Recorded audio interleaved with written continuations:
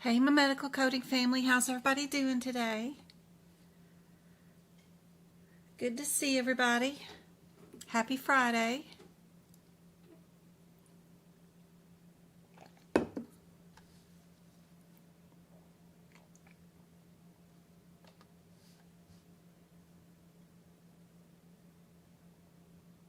Beyond the Lecture. Love that name. Howdy from Nebraska. Awesome. I haven't asked that in a while. Be sure and let me know where you guys are typing from. Let me bring up our questions for today.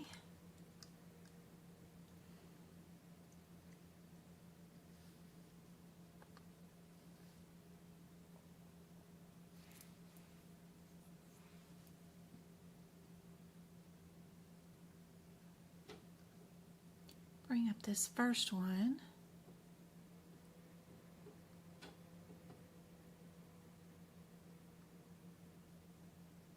All right, let me check on TikTok here because I think that screen looks crazy. Oh, let me move this out of the way. I don't know.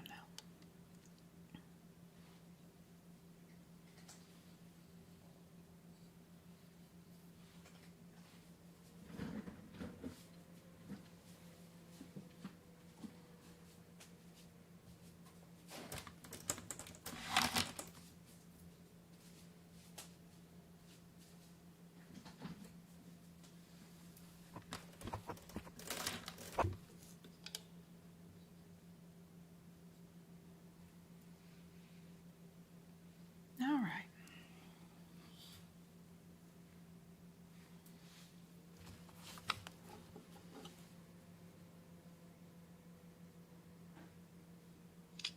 To the girl who said that this is like...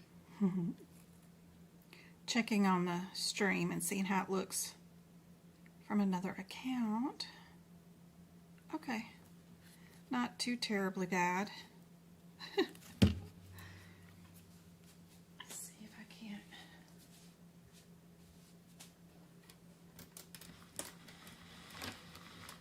Bring it backwards just a little bit. See if that's better. All right. Now you can at least see my little character talking a little bit. Anyway, I do have our first question up. Thank you guys for all the shares. Thank you for tapping, tappy tap taps, all that good stuff.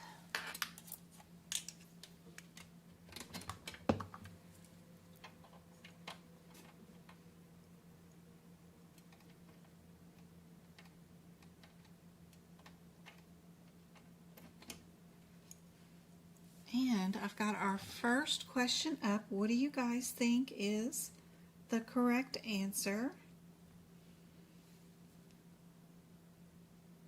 Be sure and let me know in chat where you are typing from. We've got Nebraska in the house from Angie. Oh, Jessica passed her exam in December. She's just coming in to let us know. That's awesome. Congratulations. One of my very first people I helped pass the certification back in like 2019 was a Jessica, so super cool to see that name float back by again. Lauren from Florida.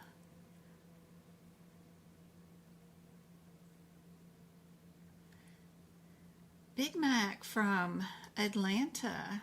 Awesome. Sylvia from California. Love working in California. California healthcare is crazy different from the rest of the United States, but I do like working in California area. San Bernardino is my specialty area.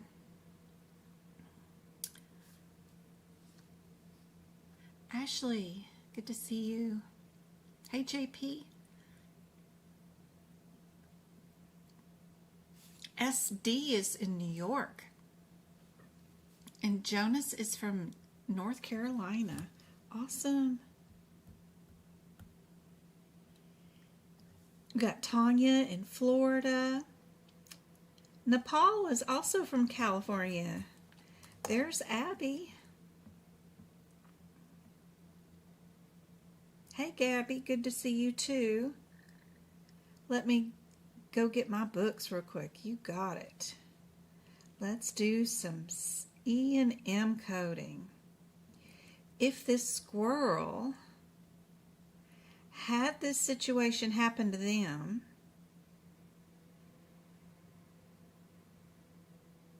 what code would we build for this scenario? Hey Eddie, good to see you. Medical coding is a great area to get into if you're ready to get away from bedside treatment. You could get more administrative positions, which pays more than patient care, which is crazy. I don't know why it does, but it does.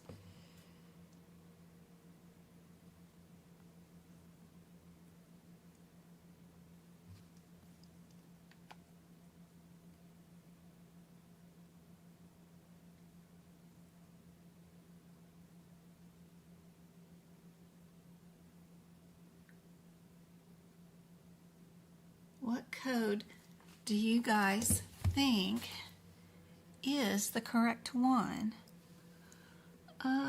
Start the event. Yes, we want to start it.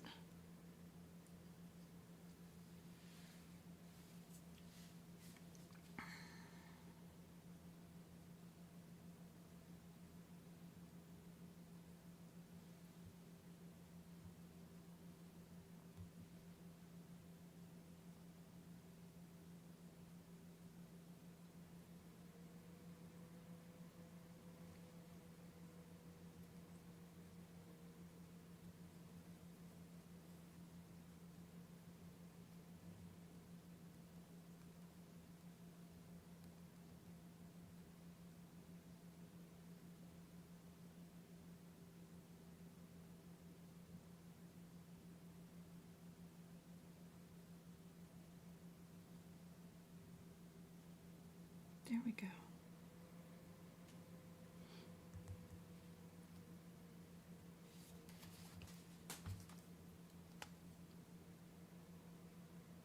E&M is a scary place, but you could have up to 16 questions on the exam in this area, so it's important to study for later, for sure. I am now preparing for my COC, and your job recommended you to get CRC first, then CRC. So they want you to do inpatient medical coding for inpatient or outpatient surgeries, and then they want you to do risk adjusting, which is just the CRC certification, which is just the ICD-10 book, which is great. Only one book. I don't think either one of those certifications come with an apprenticeship, so that's always really nice. And CRC is cool because you only have to learn one book, which is ICD-10. And I have a workshop that is geared towards just CRC. So if you need any help with preparing for your CRC certification, I have that workshop available for replay. I think I go through like 95 questions in 3 or 4 hours of just CRC stuff. I threw in a few E&M questions just to keep everybody up on their toes, but it's a really good workshop.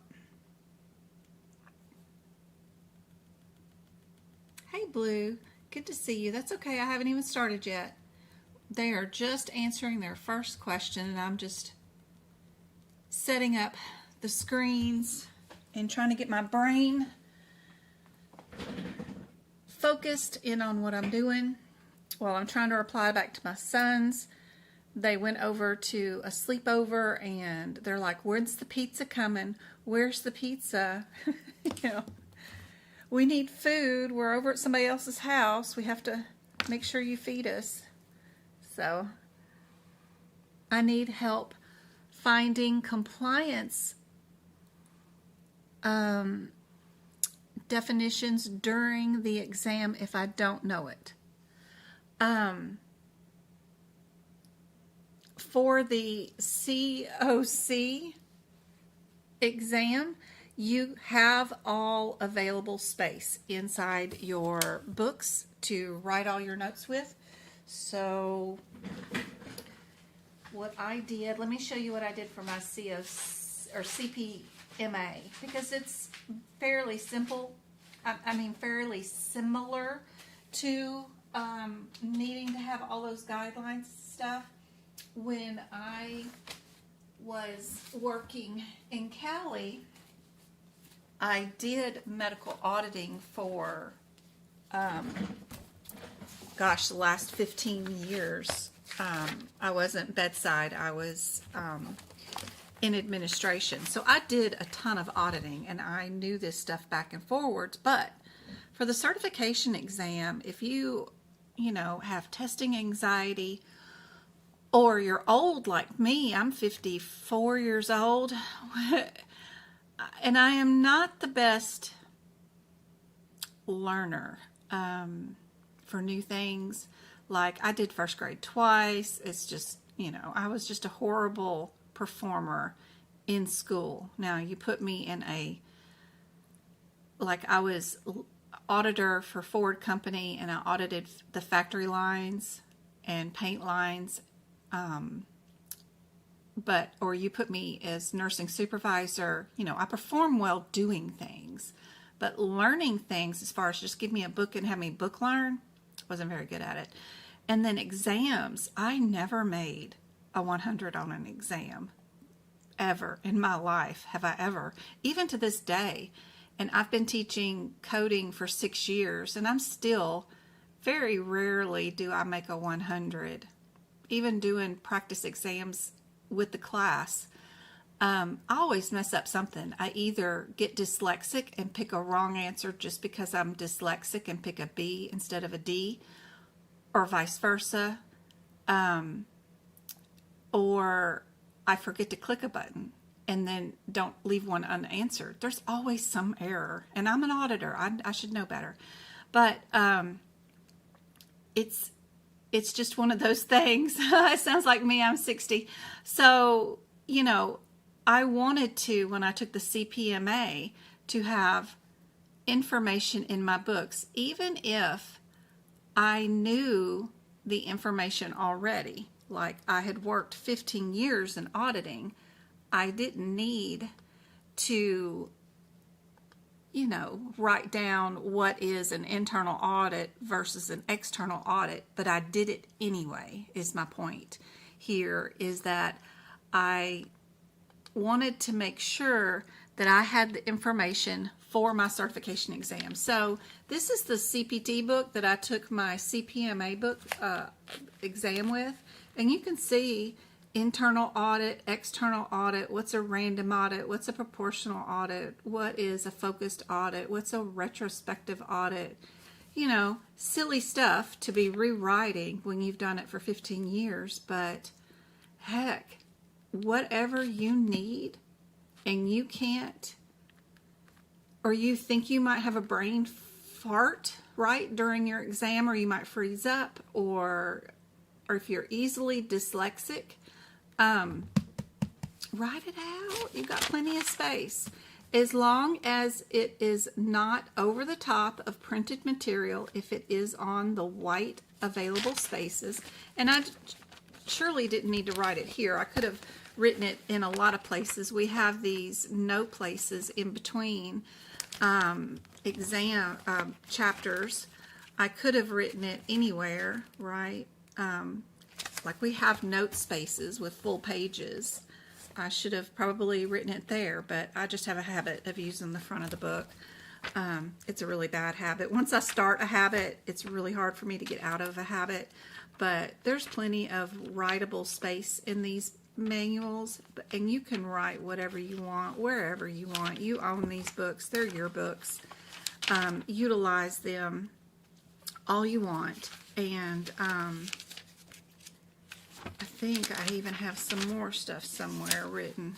I mean, just the nightmare of stuff that I have written in this book when I took my CPMA. You can fill it up with any information that you want. Nope, nothing there, but I thought there might have been another page. But anyway, this is what I used, and you can absolutely write whatever you want inside these manuals for sure, and add all kinds of stuff in there. I've got OIG work plan, MAC website, E&M, local, just so much stuff in here. Utilization review, provides data, frequent certain services, so they are billed. Just define what an audit is. What about the scope, the purpose, the objective, all kinds of stuff in here. Just random stuff that, I don't know, I wrote in here. Hopefully you can keep it organized and keep it to where you know where your stuff is on the day of the exam. But whatever you need, write it in. All right, our first question. Yes, it is C. Good job. What about this one?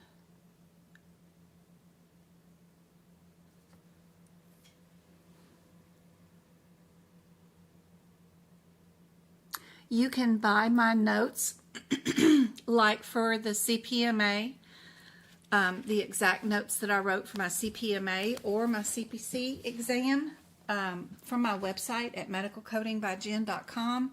Just go to the store. It says Jen's Notes in it, and you can buy them there. Somebody asked on TikTok. I'm the same way. Can we use the 2025 book for the exam in 2026? You can use the 2025 book for AAPC certification exams until December 31st, 2026. Yes. You can use the 2025 book for ahima's certifications like CCS until April 31st of 2026.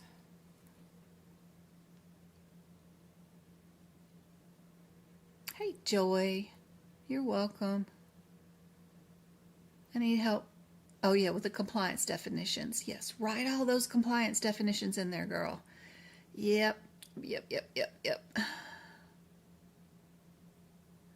I'm so excited to start. I start in January, but I bought a medical terminology book to get me acclimated. Okay.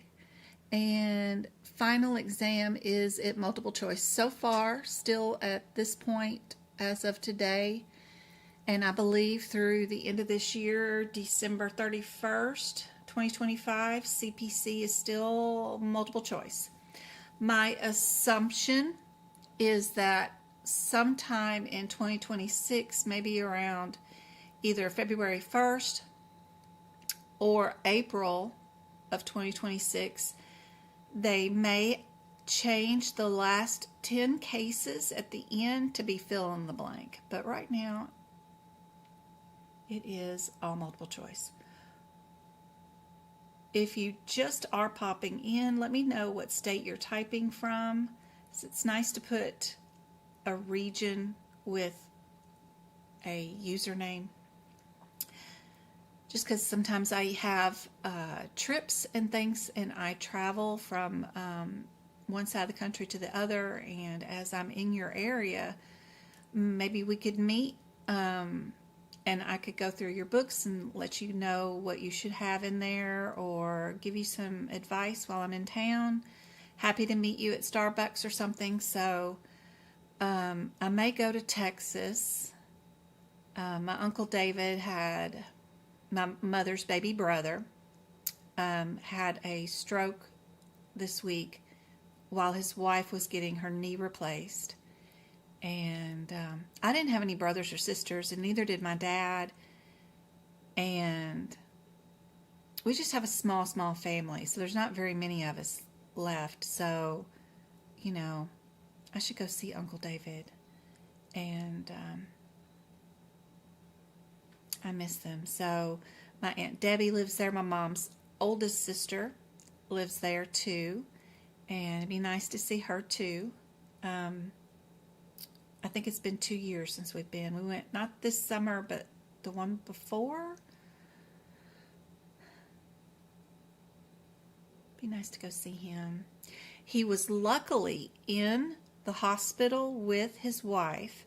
It was her discharge day, and he loves this woman. Let me tell you, this man, he is a 1-star general, retired, big, scary guy, very, very intelligent.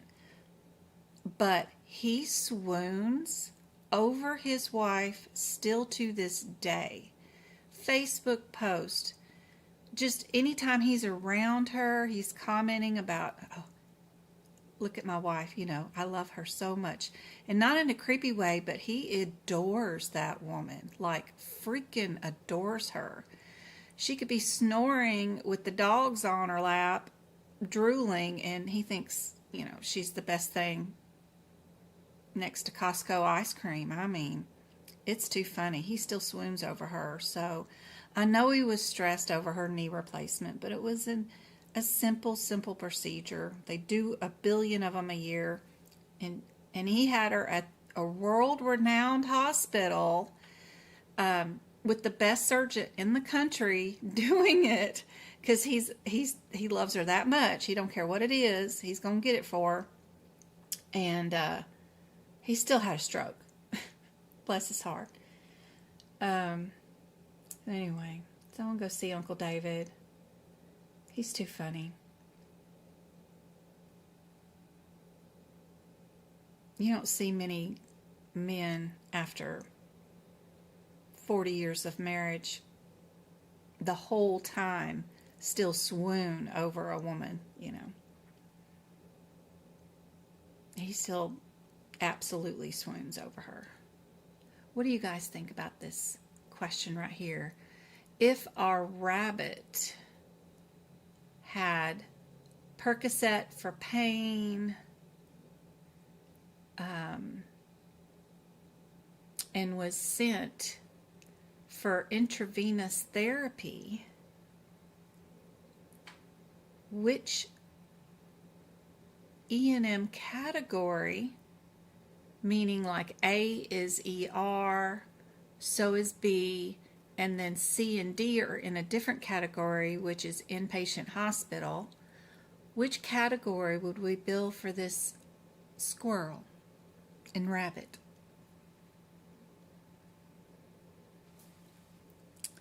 D, but I'm not very good at these. Aw, that's good. That's practice them with me and get them wrong, because you learn better the more you make mistakes.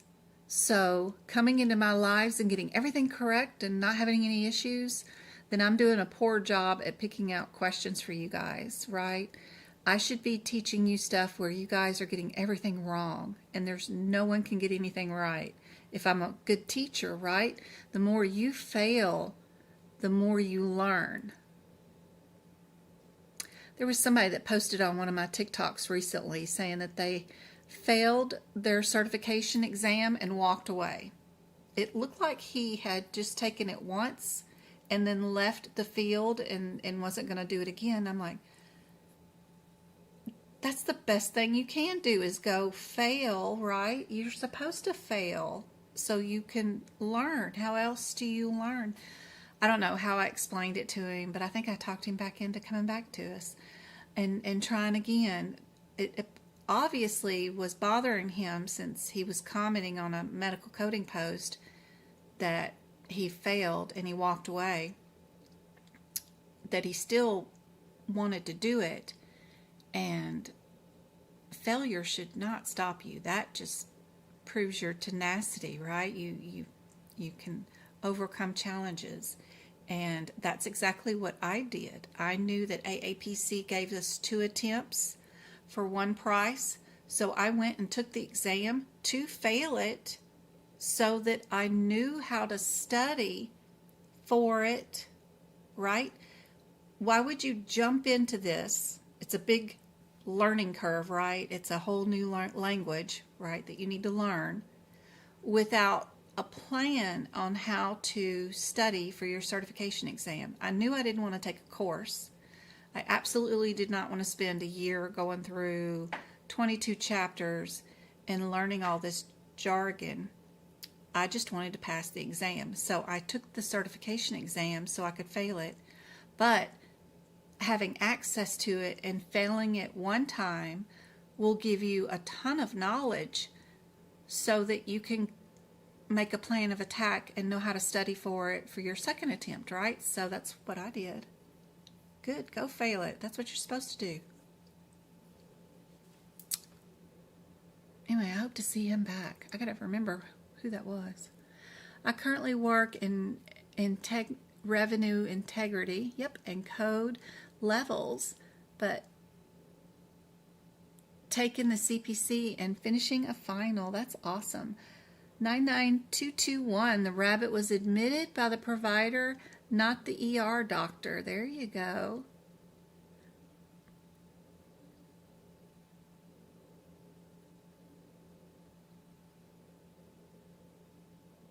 Procedural coding, yeah.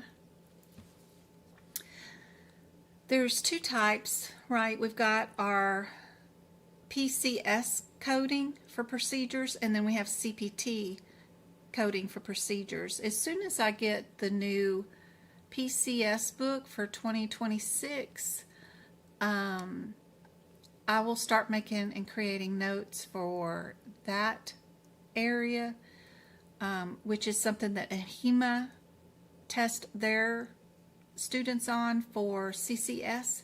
So we'll be doing that pretty soon.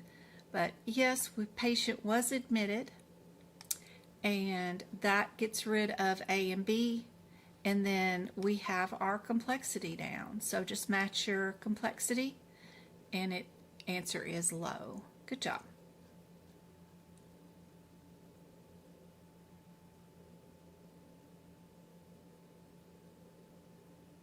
Make this a little smaller so I can get it all in there. There we go.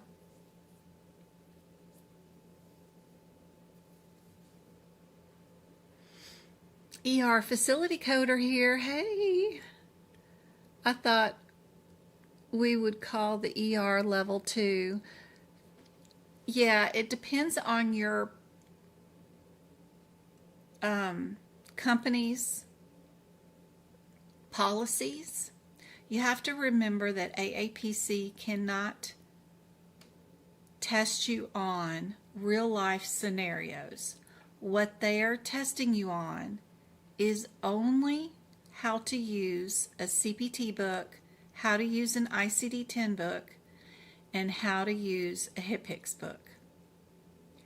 And normally, and I get caught in this trap all the time, a facility would not call this an admit on the previous example if they were admitted in the ER just for IV treatment, right? IV therapy is what it said. That's not like really a bed with nursing services and all that stuff. It depends on the IV therapy. If it was some sort of pain med or something that glucose or something that need to be monitored, that's another thing. But if they just needed dehydration or something, just IV therapy that didn't need any monitoring, you could keep them in the side hall of the ER, and that would be like a level 2 ER visit, and you keep them more like an observation kind of like thing.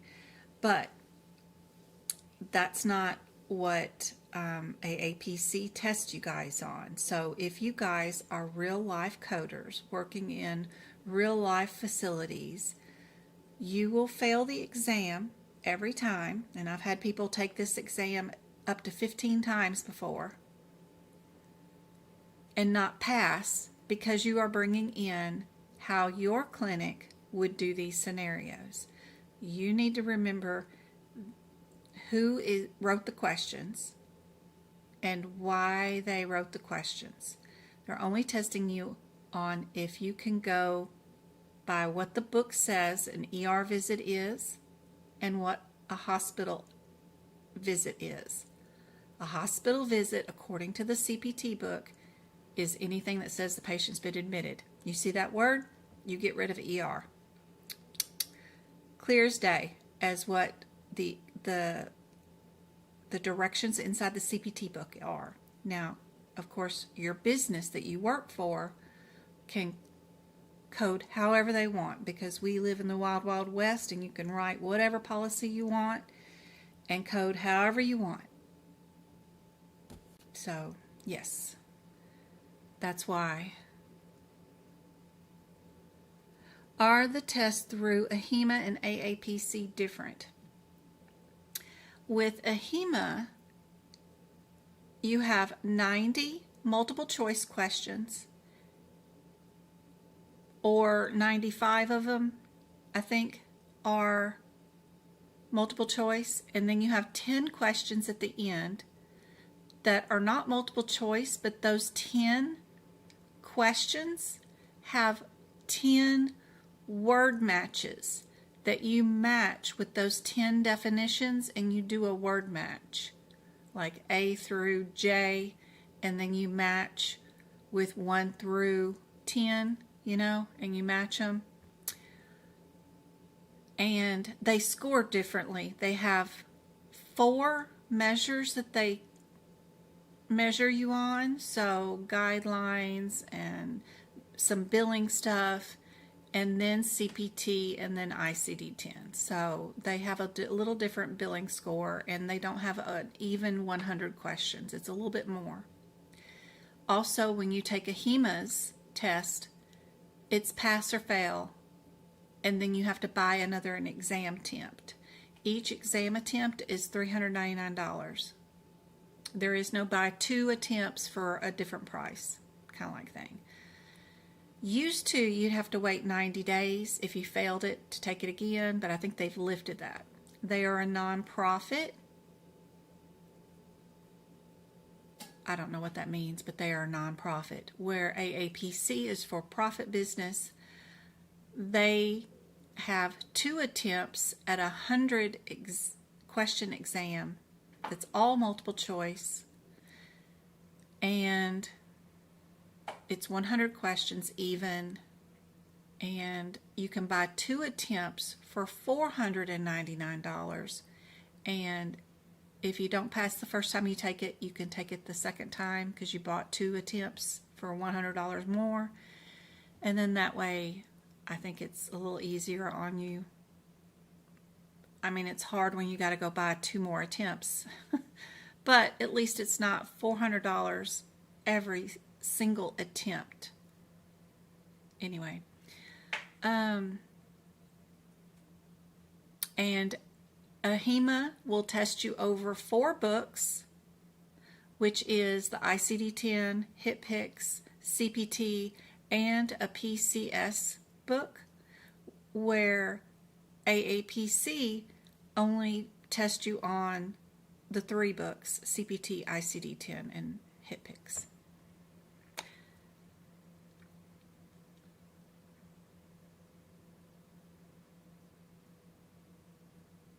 Yeah, I love AAPC. It's a standard company, 100%. It's great. Companies want either or, universally, for sure.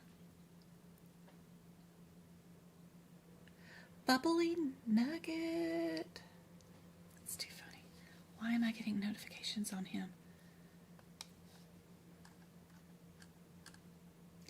Somebody saying pizza. Lily Mae. I love the pizza emojis. Those are great.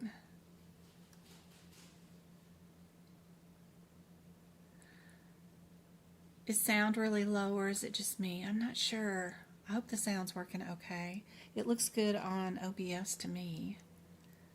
You love the squirrel and the rabbit. That's great. Wisconsin, the house. Happy Friday, Samantha. Good to see you. You need me a man like that. They are rare. Rare, Samantha. You're better off getting a cat.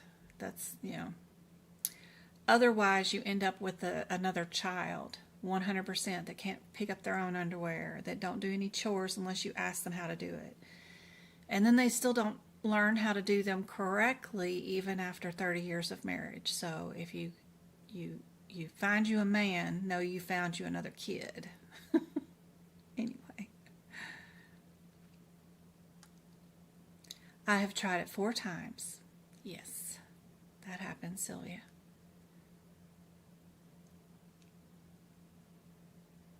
Oh, it's not a fail. If you've taken it 15 times, it's still not failure.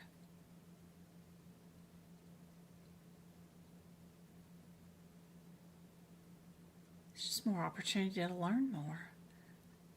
I keep putting it off. I'm afraid to fail. Aw. What will be, will be. And I am an Aries, so I just leap into things. So I just leap. And I don't stress about what will be. I just know no matter what, good or bad, we could have a bad day today, but then, 2 days from now, I'm going to have a really good day. It just always has been that way ever since I was little bitty.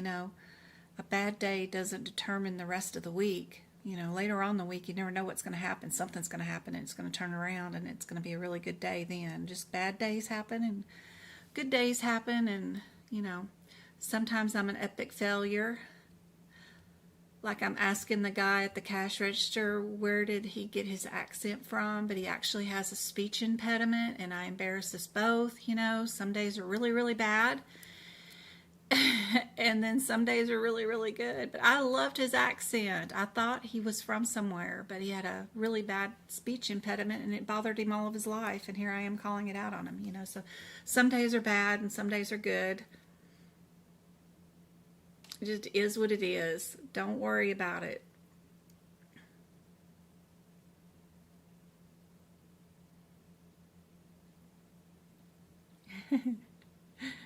Aw, Colleen, you're awesome.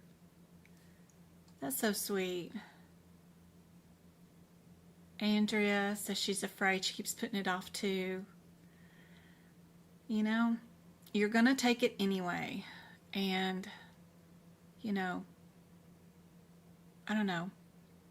The opportunity to pass is more intriguing to me than waiting and not being certified longer so that I have to delay my next pay raise. The quicker I can get hired and get into this career, the quicker I can roll over and switch from one company to another company and get a pay raise. So I look at the more positive side of things.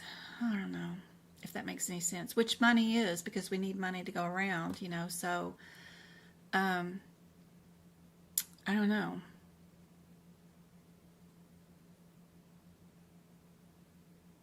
Delay is not in my DNA. I'm a leaper. I leap.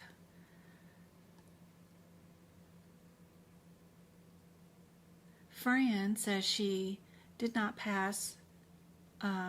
Her last score was 66. That's a great score. You're 4 questions away. Ooh. That is awesome. Fail forward. Isn't there an acronym for that? Failure isn't, it's just the first attempt at living or loving, or I don't remember what it is. Aw, 4 low questions. This answer, everybody knows to go to your page 29 if you have the 2025 CPT book. And you use that table that's on that page to pick out your correct answer, which is C. We do not bill for the lab code for critical care. remember that critical care includes all lab work, right? We'll have a coding tip over here on page, the very next page, 30, right here, right? So, you know, x-rays, labs, all that stuff, you don't bill with that. So don't, a lot of stuff, they're just seeing if you know what you can or can't bill. A great place to go in the E&M section to see if you can bill something or not with it is over here at the Children's PICU. So if you go to page 50, and if it's on this list right here and right here, then you can bill it in critical care. If it's not on this list, you cannot bill it. So I love going here to look for things that, to see if I know if I could bill it or not, because that other tippy code, the coding tip on the other page, isn't very helpful. It doesn't tell you which ones you could. It just tells you, you know, in general, don't bill anything, blah, blah, blah, in critical care. And because that coding tip is on the opposite page of where the actual guidelines and stuff are in, right? It's on the next page. People forget, right? So that's why they write that up the way they do. So one area that I like to go to is the children's critical care, because it's got that full list of what you can bill. Even though some of these are not all children procedures, it's just a nice list for sure. But it says any of the services performed, blah, blah, blah, may be reported separately, right? So those right there in that little list. It's handy dandy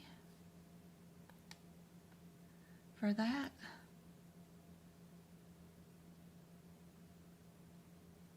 Is it okay that we add some notes to the pictures at the bottom of the table of contents? Of course, you should. Absolutely, 100%.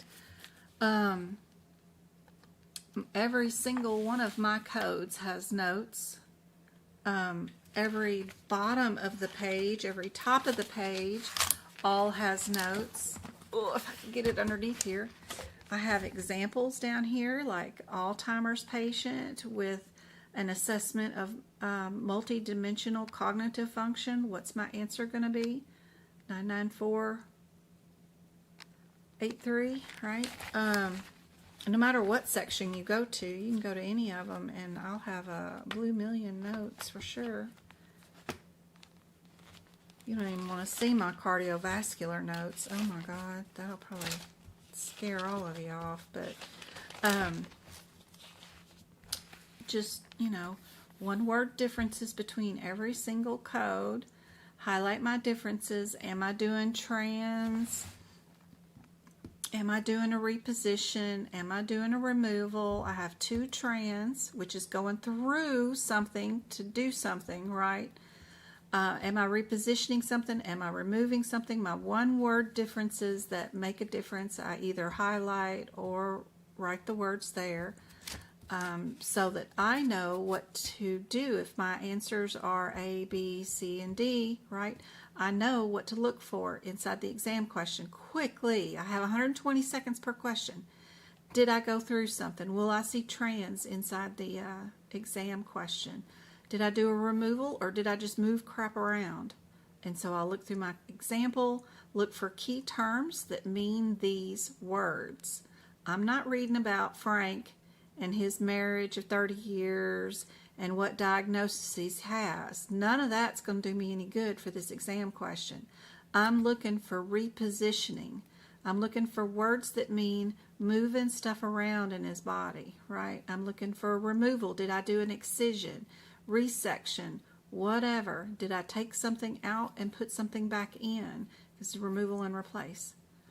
Did I go through the transvenous, right, and do something with a lead? That's the only thing I'm looking for, because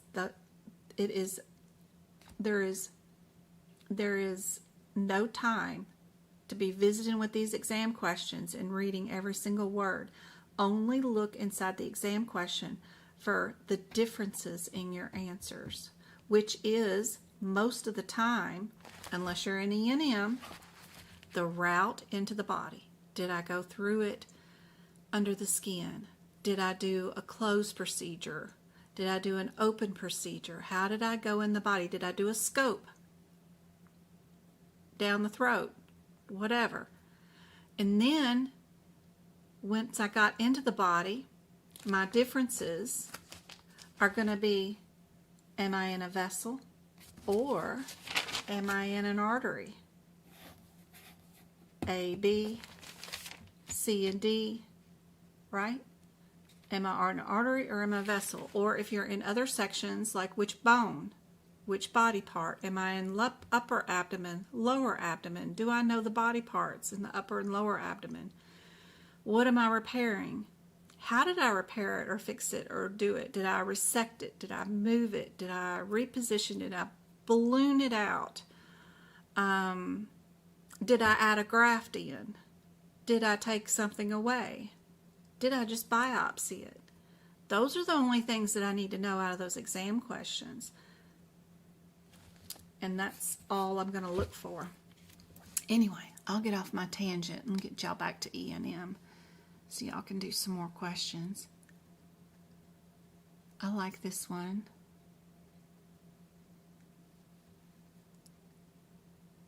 Thanks, Davis. All right, guys. You put it in the chat and let me know. I'm going through the prefixes, suffixes at the moment. Good girl. That's awesome. That's perfect. It's exactly what you need to be doing. Thank you for the 1,000 taps on TikTok. Thank you for the 3 shares. How many do we have on YouTube right now? We have 33 people on and 15 thumbs up. Thank you much. Most people are just sticking around for about 15 minutes.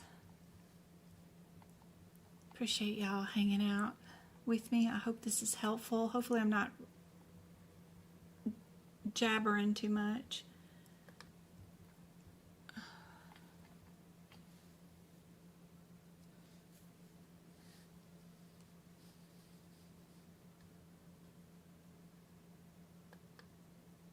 Sorry, guys. There we go.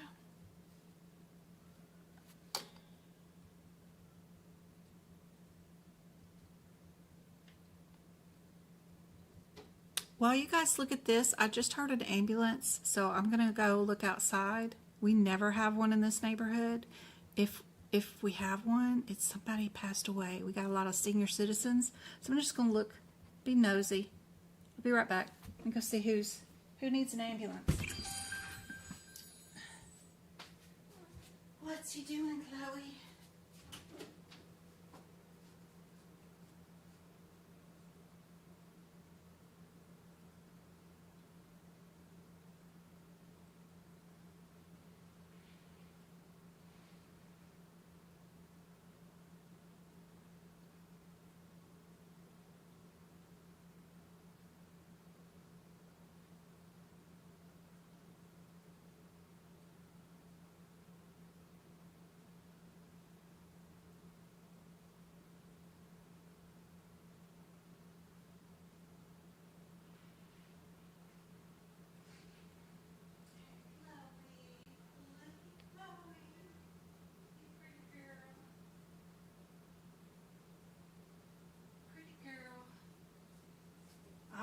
It's not my street. Everybody on my street is still alive. We're all okay. Maybe on the street behind me. I know a teacher lives over there, but I don't know those neighbors as well. And I can't think of a senior citizen that lives over there, but maybe. I don't know. but it's not on the street, so everybody's okay.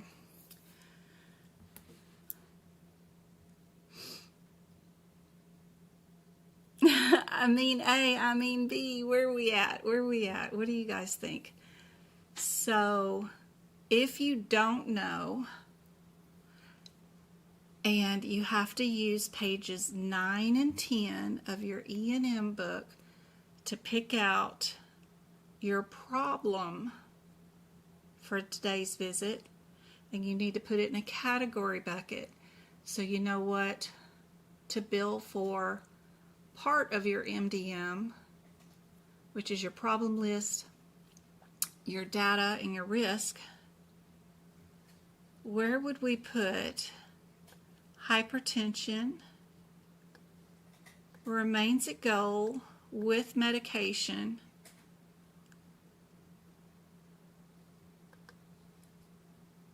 is that a minimal problem, stable chronic illness, an acute uncomplicated injury or illness, or a stable acute illness?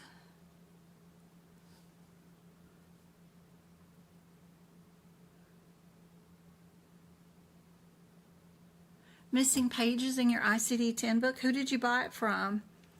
If you bought it from Amazon, you tell Amazon. If you bought it from AAPC, then you need to contact AAPC. They have a chat bot, and it works pretty good. You fill out the little chat bot and tell them what your issue is in one sentence, just like that, and it'll send them a message, and it'll say, we'll get back to you in, I don't know, 72 hours or something.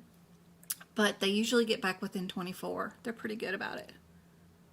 How do you know if it is acute or chronic? So,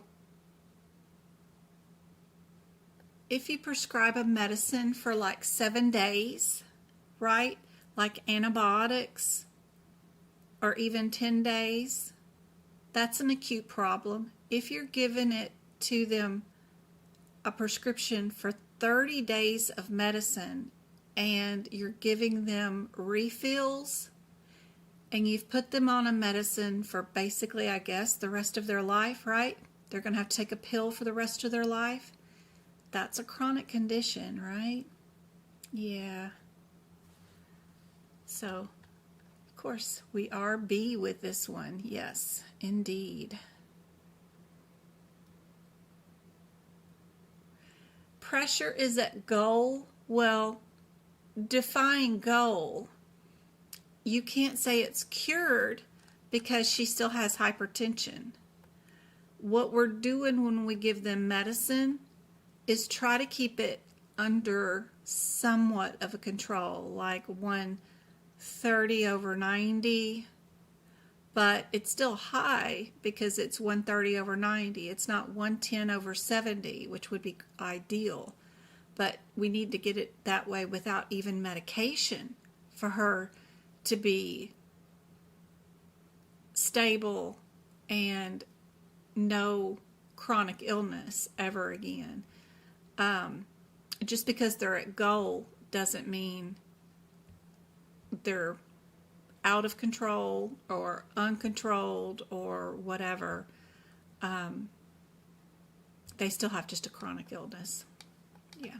They just have no symptoms right now that are exacerbating it and making it worse. All right. That's my least favorite of E&M is problem list. I hate problem list. Deciding what's an illness, what's chronic, acute,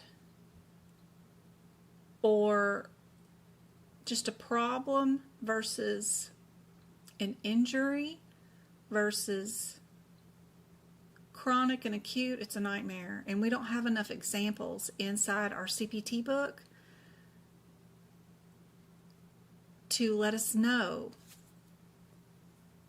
I do have in my notes for you guys that you guys can copy. If you purchase the notes, I'll go through and every single exam where they tell me, okay, a stable at goal hypertension is still a chronic illness or whatever, I write them all in. So like in my notes on this page 9 and 10, some examples of what a self-limited or minor problem is. A sunburn, an insect bite, or ringworm, right? And then I'll go down the row and I write in a bunch of examples from AAPC's point of view, from their certification exam practice questions. What else? What would be a stable chronic illness? What would be an acute, uncomplicated illness injury like cystitis, or a stable acute illness? They called this one here, one time they called it a stable chronic illness. They have called it a stable acute illness at one time, even when it was not at goal. Like I've got it listed not at goal hypertension, but see, that's hypertension. It's, you know, they've called it a stable acute illness. I just write what they write in their exam questions. And then we've got stable chronic illness is hypertension right there, or BPH, or cataracts. So all you can do is just write down some of their examples and from their exam questions, and hope for the best that you don't get one of those that's super tricky.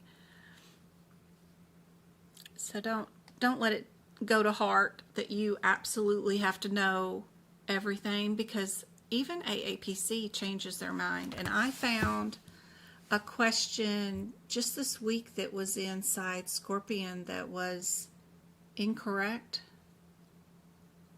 I mean, there was no correct answer listed as a correct answer, right? The correct answer was a different code number.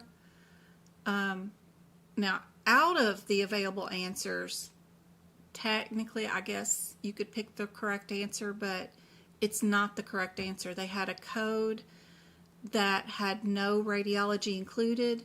There is a CPT code with fluoroscope included. They didn't have that as a part of the correct answers.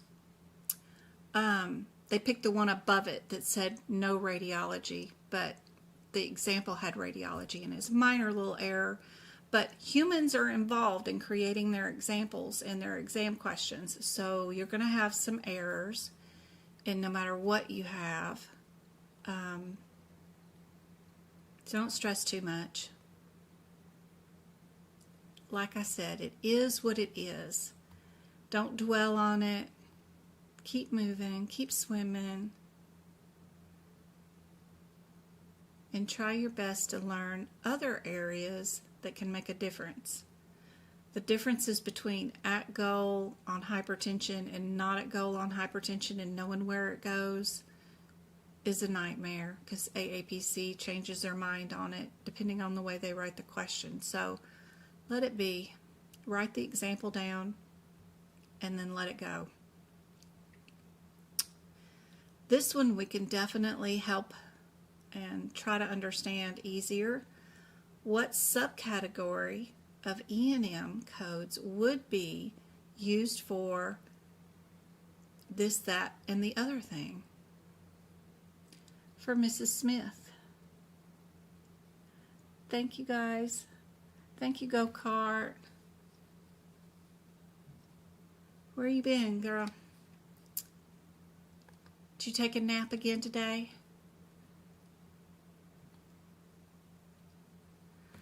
I had to get up and take Travis to cheer practice earlier. He's been at cheer practice since 9 a.m. And here it is, 5:30. He's still not home yet. We donated as parents food for a taco lunch kind of like thing, so they could have a walking meal, whatever that means, where they take a bag of chips, open it up, put the hamburger meat in there and the cheese and the sour cream, and they walk and eat at the same time. So he has been busy. I hope they wore him out. That's a long day.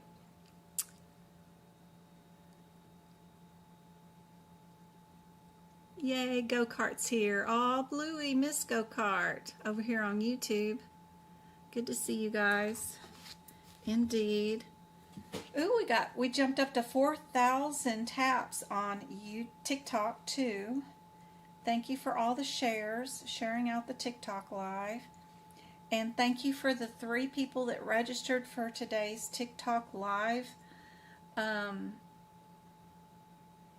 lesson. Like, if we attach and say in one of our videos during the week that we're going to have a live event and you guys click on it and hit the register button, then we make money this week apparently. And if you can get 1,000 people, I had 3 and I was one of them, so 2 people.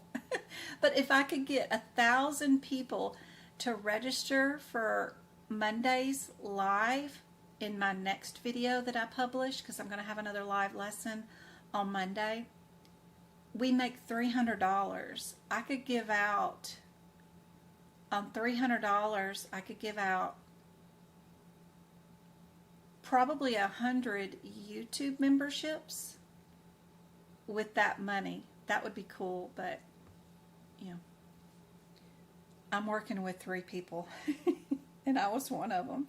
I have a second TikTok account, so I like to make comments and share and stuff and try to see what it looks like from your guys' point of view, to see if it works or whatever. So if you guys see stuff like that, try to click on it. Yeah,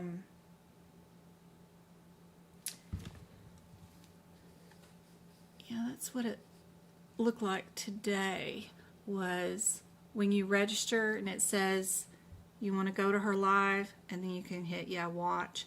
But also on the video that I had that I registered for, that, where did that go? That was the one I did just like an hour before our live.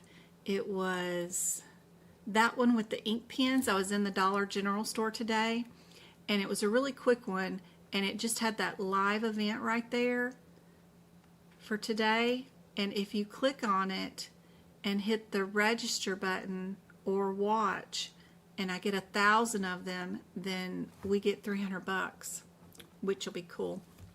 I don't know how long I'll have the promotion going on, but I did try it out today. But those are the pens that I use for sure. Those are at Dollar General. For the same price though, you can get a bigger pack on Amazon. So this pack is on Amazon, and if you have Amazon Prime, of course you get free shipping, so it's like $6 on Amazon for that pack. This pack was $5.30 at Dollar General today, but I had a $5 off coupon if you spend $25 today, so I'm pretty sure it took off $1 or $2 or whatever. But anyway, it has some of the same colors. I'm getting ready to prep the 2026 books as soon as they come in. So I was just out and about. I do have on my website at medicalcodingbyjen.com, there's an Amazon list on the main page that shakes. It's a little pink pill, you know, and it's got the list of all the items that I buy for prepping the books and all that stuff. Even my desk is located there. Everything that's on my desk is located there. Pens, chapstick, peppermint tea, anything that I think that would help you guys for passing the certification exam, including the little knitting stoppers that I got for keeping my books together. All that stuff is all listed in my Amazon list, and that's just right there on my main page. I just stick these knitting needle stoppers on my books, and that keeps my books from unraveling, and it's done a great job this year for sure, because prior year books I would do the twist ties, and you can see how the twist ties tear up my books and leave paper everywhere. So this year I've already had this book and messed with it so much. The tail end of it isn't torn up like before. I had it a twist tie in there for a couple of weeks. I cut it off and then I put the stoppers on there. So these are working a lot better for sure. So those are great. These are like $3 on Amazon and with free shipping. So it's 28 pieces too. So pretty cool. Anyway, you don't even have to use the link. You could just go to my link and look at it and then go buy it somewhere else if you wanted to. But I do have them all linked there if you guys need them. I'm hoping after this November I won't need next year's books. I know, right? And I'll make a document that will turn your 2025 books into a 2026. So don't go buying no new books if you do actually need to take it in the next year. I don't think there's going to be any major updates that will make it so that you have to buy a new book. 2022 to 2023 year, there was just too many changes and it was going to be a nightmare. I did do it, but it was a lot. But even if you have a 2024 book, there is very minimal changes to the codes. You can turn a prior year book into a current year book and not have to update it. So I wouldn't do that. Hey Amber, good to see you. You got yours from Amazon too? Yes, yes, yes. Support for those giveaways. That would be awesome. What do you guys think is the answer for this one? Have we done this one? If you guys told me, are we in the office? Are we in the nursing facility? Are we in hospital care? Where are we at? Everybody saying subsequent? Indeed, it is D. Good job. What about Fred here? Where is Fred? Is Fred a new patient, ER, hospital care, or a consult?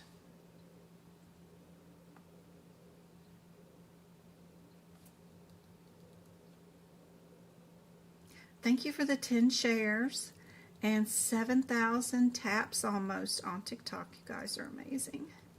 If I missed your question or comment, please type again. Oh, MK's here. I didn't see her. Hey, MK. Renee bought the YouTube membership. Fantastic. I hope those YouTube memberships videos help you out a whole bunch. I've been doing a lot of cardiovascular book prep, and I think I've got 8 new book prep videos in the membership on YouTube just for this month. And it's really good conversations because I'm telling you actually what's going on inside the CPT code surgery, so you know like the full description of it, but I'm also showing you what note you need to have just for the CPC exam. So I've been enjoying those, redoing those.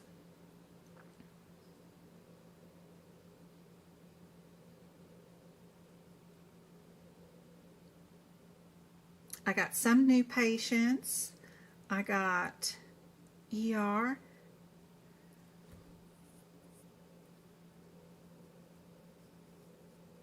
And yes, the last time when my mom broke her hip, I don't know what hoodoo you guys did, but my mom, and she had an awful time because I questioned the first surgeon that she had, and because I questioned his surgery technique, I was just asking him his route into the body and which prosthetic he was going to use.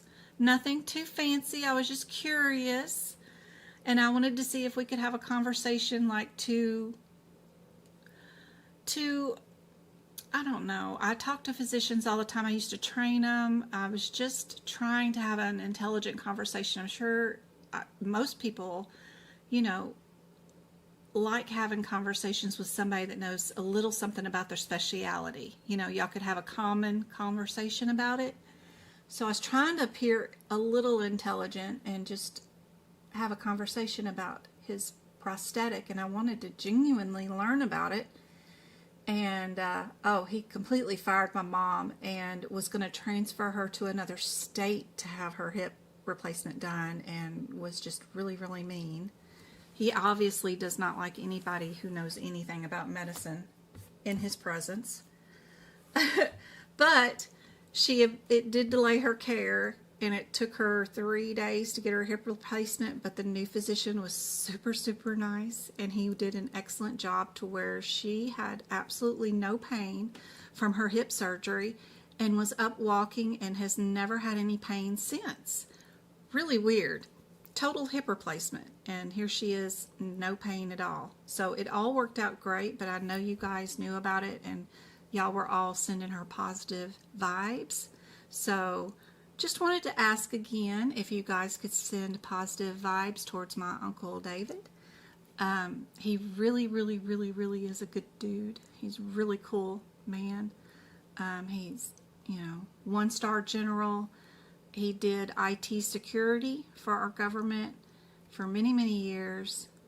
He took care of people that were under him really well. Is an amazing, amazing man, and he did have a stroke this week. And they did find a lesion on his brain. Also, we do have a family history of brain cancer. You guys know my baby cousin, my mama's baby sister, Aunt Candy's son, who is a police officer. Him and his wife, they don't have any kids, but he dealt with last year a brain cancer. He had to have it removed, and he did a whole 15 months of chemo and radiation, and he has been 1 whole year clear of brain cancer, and it has not remissioned, which is very rare because he was stage like 100. He was like on death's door, the highest stage of the blastomas. That's the most scariest thing. They have a 1% survival rate. It was awful. He's done a whole year chemo free, radiation free, and it has not returned. So again, I asked you guys to send positive thoughts for him too, and it worked. So maybe you guys could send positive thoughts to Uncle David. He's awesome. He's in Texas.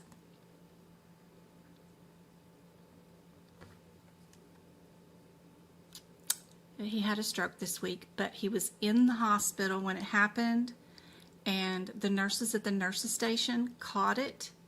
They had him in the ER from the orthopedics wing of the hospital. They took him from there to the ER, and he got administered the reversal medication for a stroke victim within 15 minutes of losing his vision. Just because they heard him say something about, oh, my vision, I'm, double vision, and he lost his vision, and then he couldn't use the right arm or something, and they just heard him having a conversation with his wife. He's not an alarmful man, he was just having a conversation in normal tone. And she was being discharged, so there was no reason to listen in on their room. But within 15 minutes, he already had the reversal clot medicine and started regaining back his eyesight. So that's amazing. So if he was going to have a stroke, I'm glad he had it there. They got a lot better treatment than showing up in the ER, and then they think that, well, what did you drink today? Or have you been outside in the sun? Or I don't know. You know how it is when you go into the ER and nobody knows you or cares or believes your symptoms. It's just a delay of care.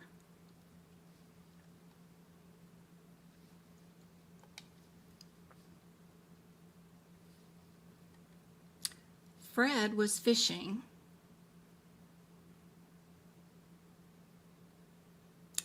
and he also became lightheaded and dizzy, ended up in the ER.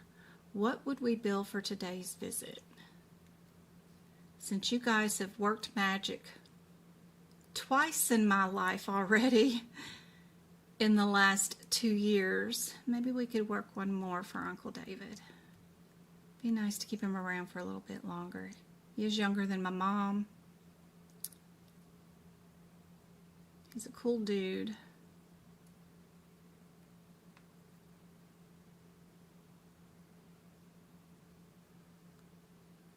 Thank you, thank you.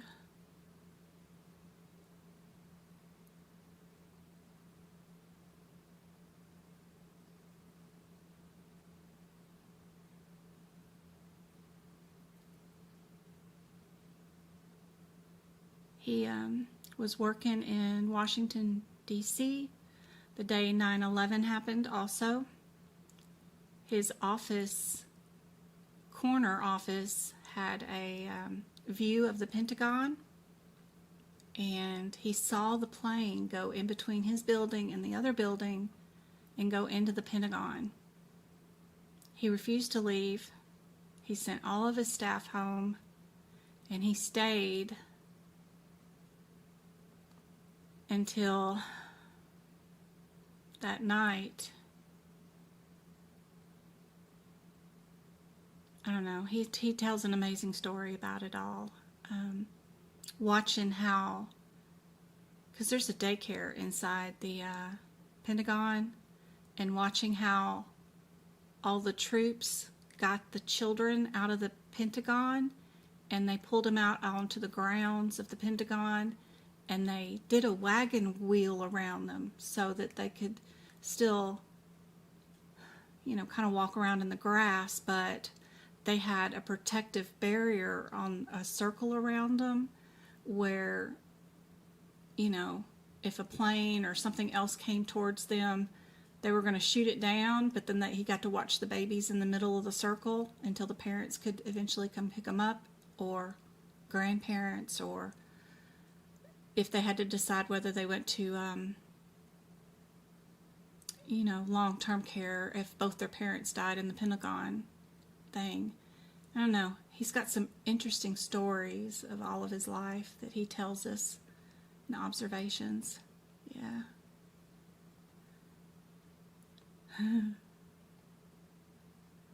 All good is returned. Yeah, I hope so.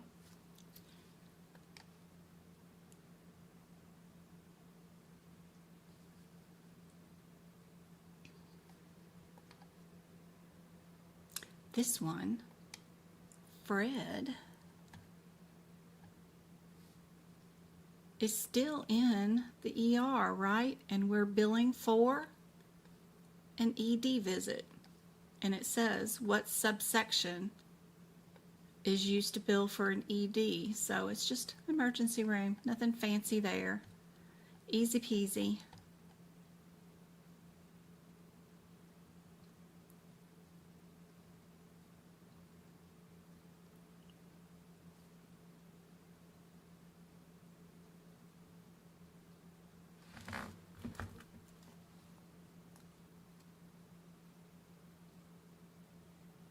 What book are we using?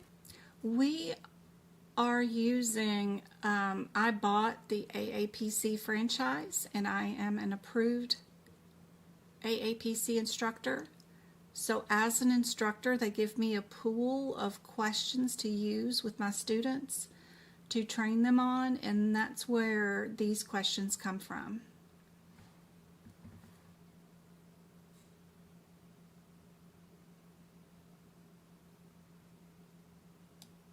Yes, you can see the lives on the YouTube video, absolutely. YouTube has a ton of tabs across the top. Shorts, lives, go to the playlist to see my process of elimination playlist, my book prep playlist. Be sure to go to the post page that has all of the practice exam questions that I have there. I did a 20-minute video on TikTok today about those questions, and I walked through one of them with you today. I'll get that posted onto YouTube too. But there's a ton of practice questions and stuff and activities onto YouTube. Don't be afraid to click on links and this, that, and the other thing on the YouTube membership. You've got access to all of it.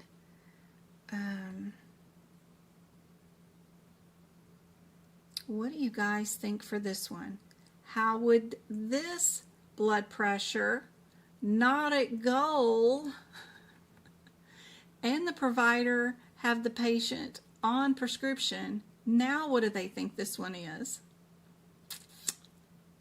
This one is not exhibiting any symptoms, but our blood pressure is not at goal. The other one had it at goal. What if there's symptoms and they still have high blood pressure, and they're, even with the medicine, they're not at goal yet? What would you call that? I hate problem list. Oof. I gotta find a way to love it. I gotta find a way to really like problem list somehow or another, but we just don't have enough examples or enough practice exam questions either to play around with it enough to really dig into it and really enjoy it.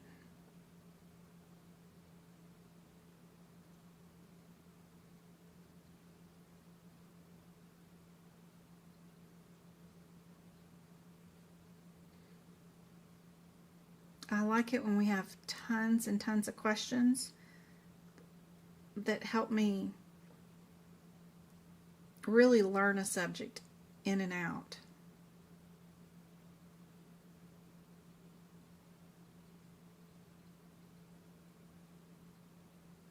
There we are in YouTube. Yay. Okay. Can I go back and I can hit the thumbs up button before you join the chat, I guess is what you do. And then how do I get back into the chat? Yep, let's go into chat. I hit my thumbs up. Ooh, we got 41 people in.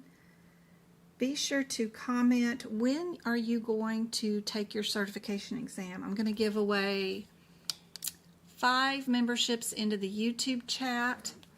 If you guys happen to be in YouTube, let me know. I am going to send them some money right now and give away some YouTube memberships. It's $24.95 for 5 memberships, so I think I could give away at least 100 or more. How many could I give? I could give away, what, 300? Could I give? No, that can't be right for $300. That couldn't be right. I don't know. I don't know how much $300 would give me. Where am I at math-wise? I know I never have 1,000 people register for a live, but 300. It's fun to play with it and dream a little dream. Divided by $24.95, we could buy.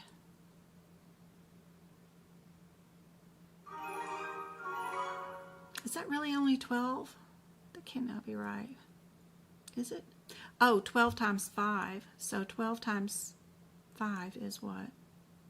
Times 5 would be 60 memberships for $300. Okay. We could win. If we won the $300, we could give away 60 memberships. That's cool. All right, who won? Who won?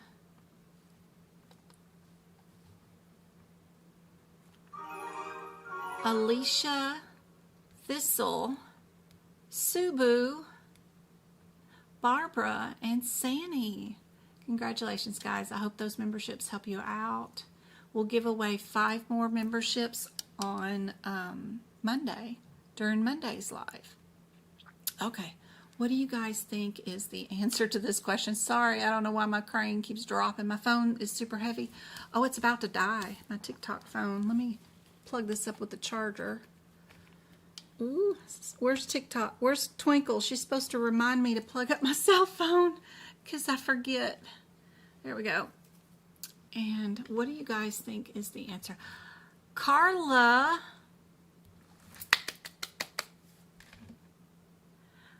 You did pass the exam on 8/2, studying to retake maybe at the end of August. What? you did or didn't pass the exam. I'm assuming she didn't if she's studying to retake. It says did.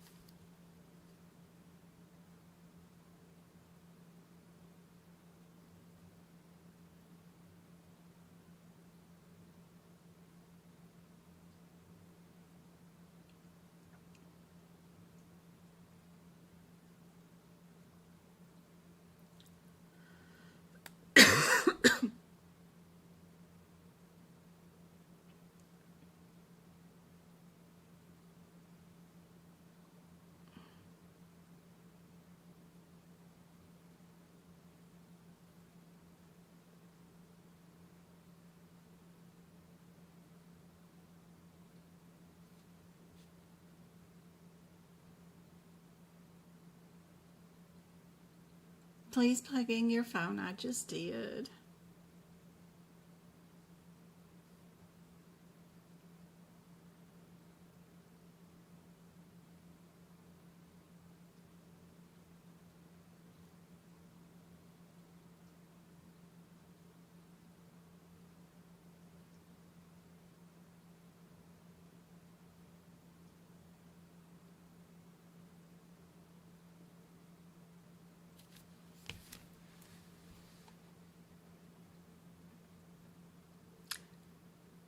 Kaja takes it on Monday. Yay! I get my coding books next week and I start my coding class next week. Henderson. How long are books good for? If you're taking AAPC certifications, those books for 2025 will be good till December 31st, 2026 for any certifications you can get.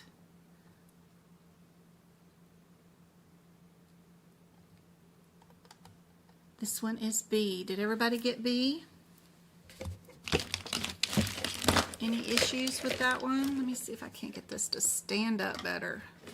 Come on. All right. These cranes are a nightmare to deal with. All right. There is a better view on YouTube if you guys are watching. On YouTube, it's direct from my computer to your computer. This way on TikTok is going from a cell phone to a computer screen. So it's a little jacked up. Oop. And there I go, dropping TikTok. Oh, sorry about that. Me and my fingers. All right. Okay.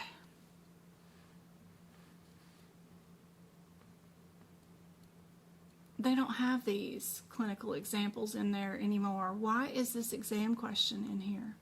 And this is supposed to be from 2025. Why? They took that out in 2023 or even 2022. They took that out. They don't have it there no more. I hate how sometimes their questions are like out of date. But again, humans write these, humans keep up with the database, and humans make mistakes. They're no longer there. We don't have clinical examples in the back of the book like we used to in our CPT book.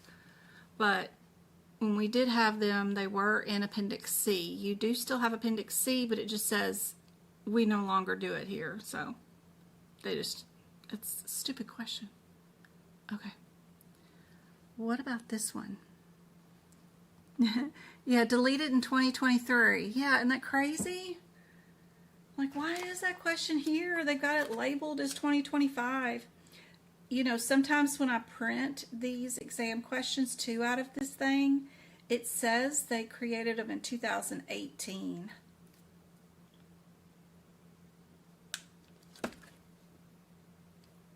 Anyway.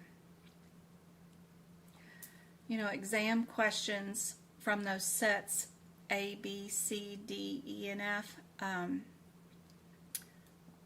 have been the same pretty much, with just a few exceptions. Every once in a while they'll update a new code or a new question, but they're pretty much the same questions that I had back in 2019, so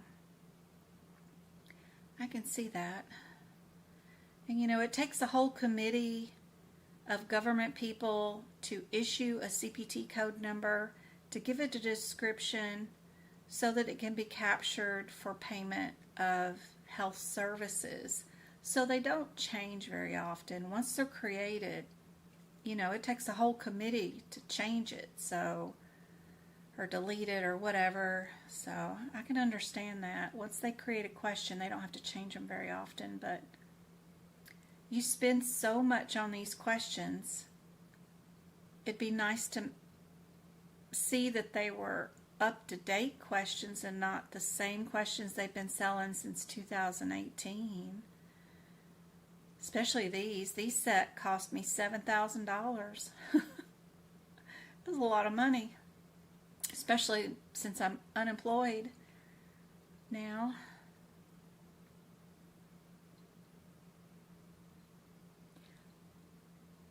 A is correct. Good job, Christy. Excellent. Perfect. All right. What about this one?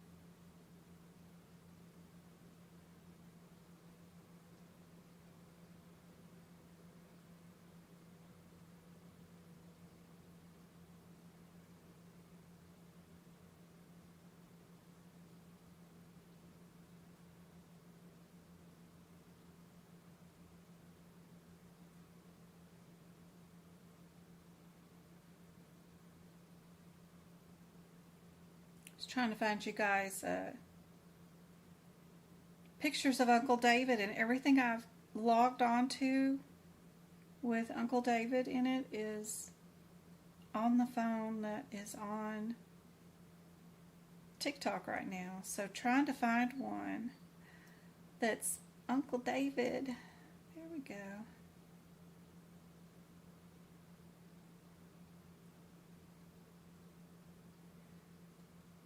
There's a wedding picture. Okay, I found one. Because Uncle David, you know, he did IT security for the federal government, so his stuff is locked down. I can't look at a different phone that's not logged into my account and use a spare account and be able to look at his stuff. There ain't none of that's happening. So I had to go into my mom's account because I can use a separate Facebook account or something else that Uncle David isn't linked to me with to look at my mom. And my mom has some stuff undone. But there's my mama, and there's her older sister, Aunt Debbie, and there's Uncle David, and there's the baby sister, Aunt Candy. She was world champion badon twirler in Memphis, Tennessee. He's a 1-star general. And Aunt Debbie is a hoot. Oh my gosh. I used to spend the summer with her, and because she had a daughter to my age, cousin Emily, and oh my gosh, Aunt Debbie wakes up at 4 in the morning and is a chatterbox until she goes to bed at night. Every day. And she is happy. She is the happiest person on the planet, and just chatter, chatter, chatter, chatter, chatter. Oh my gosh. Oh. I am not a morning person. Even when I was 7 years old, I was not a morning person. And she could just come in and be the happiest person at 7 a.m. And oh my Lord, it was miserable. But man, I had it so good. I wish I could spend another summer with her now. It's too fun. But that's all of them all together. It'd be so fun to get them all together again. The last time we went to Texas, Aunt Candy couldn't come because she was getting, or her husband was getting some sort of surgery, knee replacement or something, and she couldn't come. So it has been a really, really long time since that picture was taken at Buc-ee's. That was the last time that they were together. When was that taken? When was that? That was 2014. Ouch. It's been like 10 years, 11 years since they've all been together. We've seen Aunt Debbie and Uncle David, but we haven't seen Aunt Candy since then. It's been 10 years. It's a long time. All right, no way I'm getting up at 4 a.m. torn between B and D. I know, that woman was happy. She, I'm trying to remember where she works. She's an artist. She's got like paintings and museums and things. So I'm unclear on like positions. Now I know the last 10 years of her 70s to 80-year-old, she was working for FedEx. So she owns a farm now with her husband, and they work constantly. So she's 80 and working up a storm. So I don't know. She's had lots of jobs.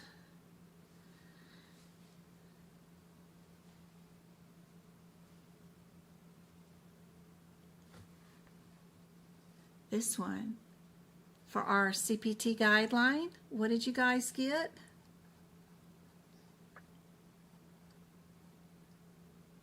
Everybody's got not B. If the answer's not B, Sylvia, what would it be? What's the one answer that is different from all the rest? We've got two, all three start with determine, right? And this guideline, what is the first step in evaluation and management when services are provided in a hospital? So it's not just regular all E&M. E&M in the hospital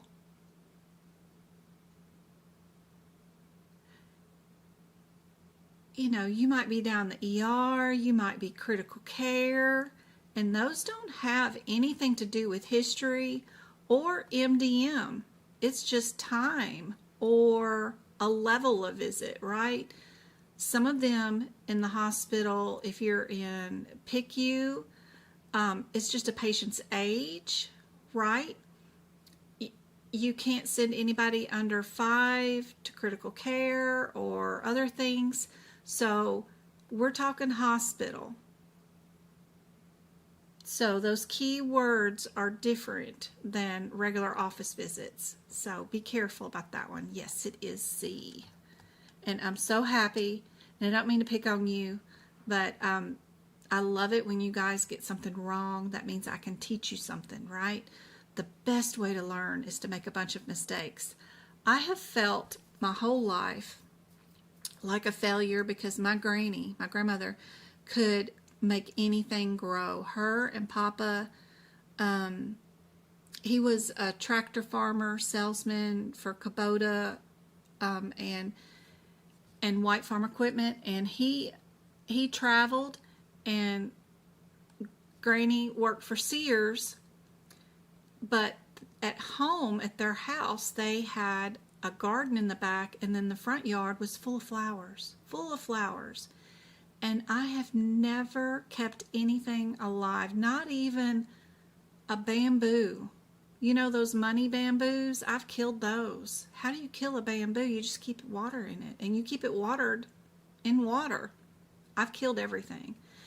I saw something the other day on TikTok that made me feel better, because it said that if you want to be a good plant parent, you need to kill a bunch of plants. And I thought, what? And then I watched her video longer, and it was the only way to learn is to actually just go for it and do it a bunch of times until you become a really good plant parent. And you learn about the differences in the soils and acids and other things that she was going on about. But I've never tried with a bunch. Like, I'll grab one cactus or one bamboo plant or one everlasting whatever, and when it dies, and I feel like a failure, and I go on to the next plant. I've never killed a whole bunch of bamboo, right? I only killed one. So I never looked at it that way. Same thing for CPC exam questions, right? You're not a failure at making a 60 on a practice exam questions set, an exam. You need to fail a whole bunch of times to get any of this right. You need to bomb the heck out of a bunch of exams and practice questions to learn this. And that's the same thing, right? So don't feel bad. You're supposed to get these wrong, right? And a whole bunch of them. Hey, Karina. Good to see you.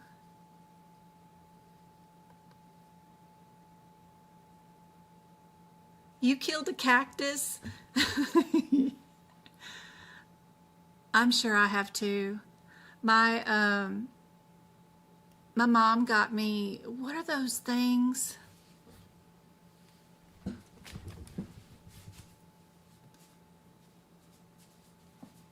Her and I both.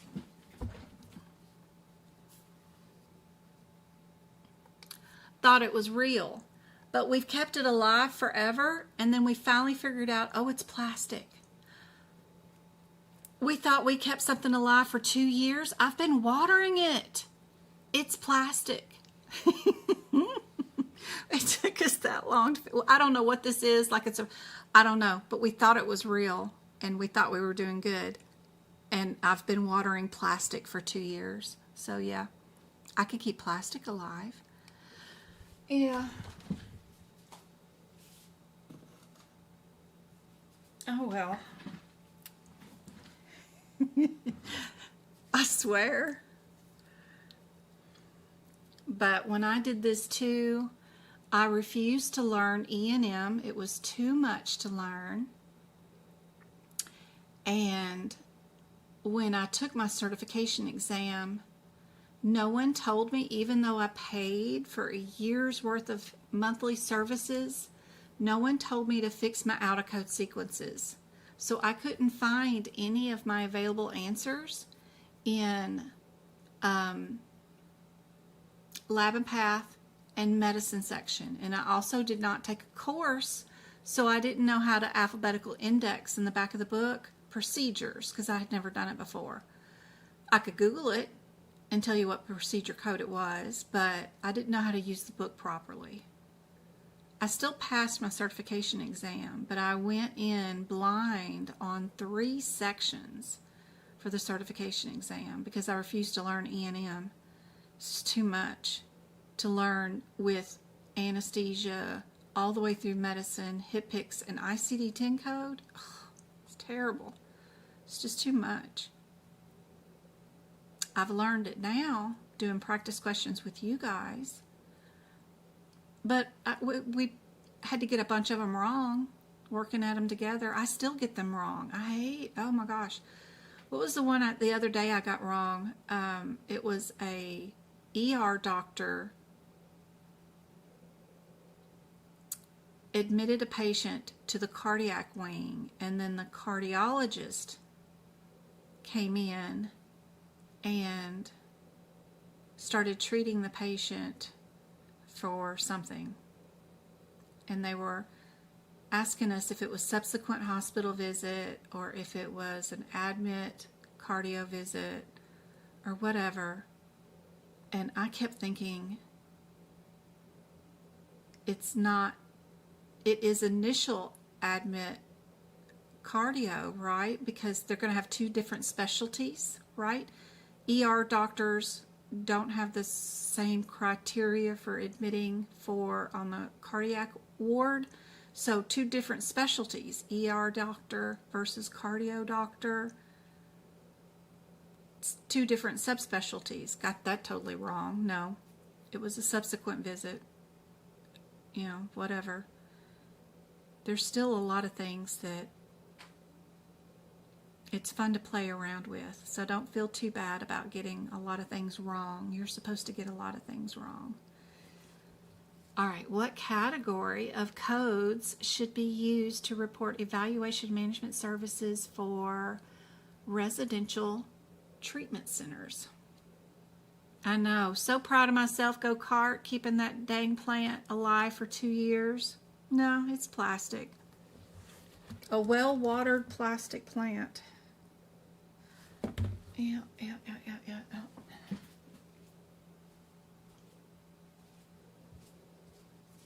Let me check on this and see if Travis is on.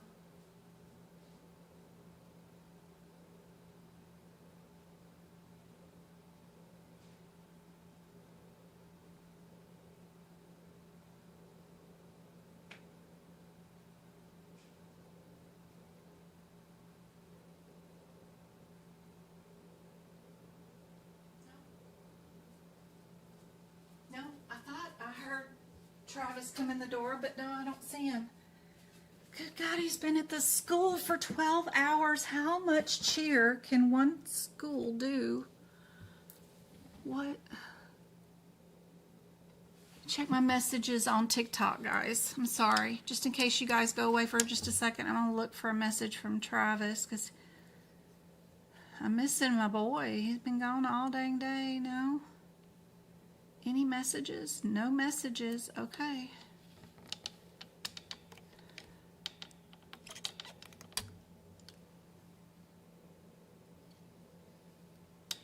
Why does that look so fuzzy? All right.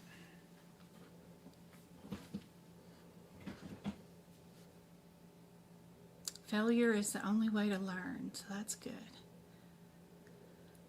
This is my second time joining live with you. I have my CPC exam on Thursday. Is there any attempts that you could pass on for me? Yes, absolutely, Brittany. All right.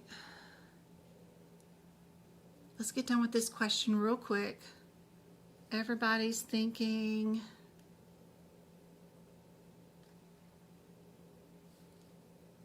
This one? What did you guys think? You two, everybody saying B on this one? Okay.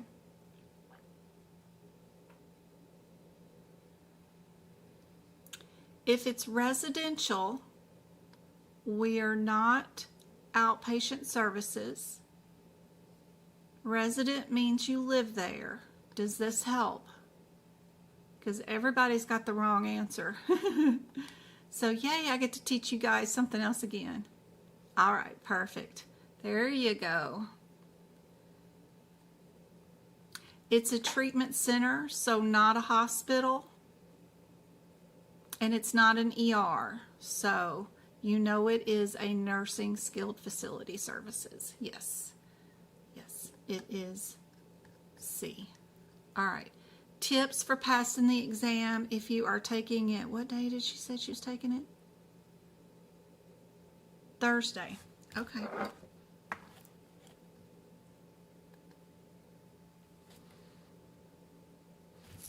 Get rid of this book.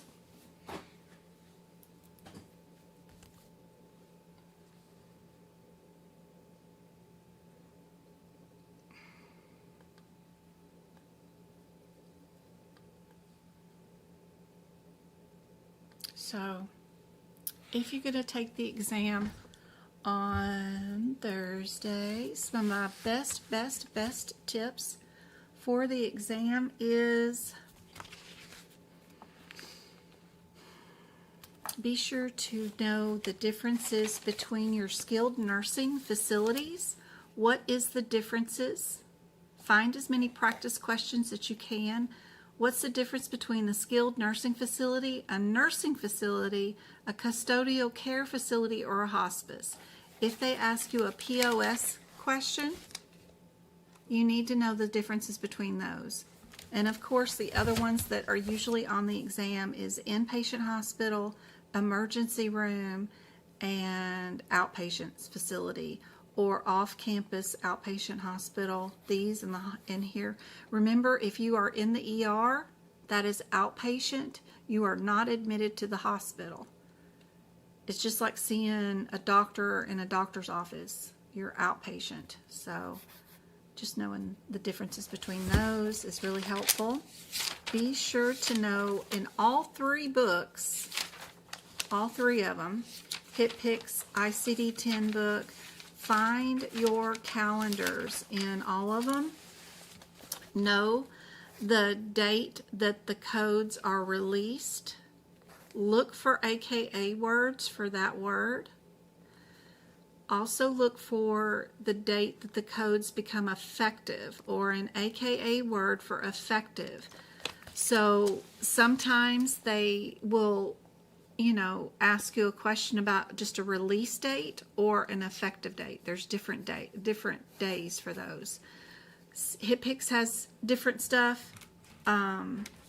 CPTs have different dates, and so does HitPix and ICD-10. So find those.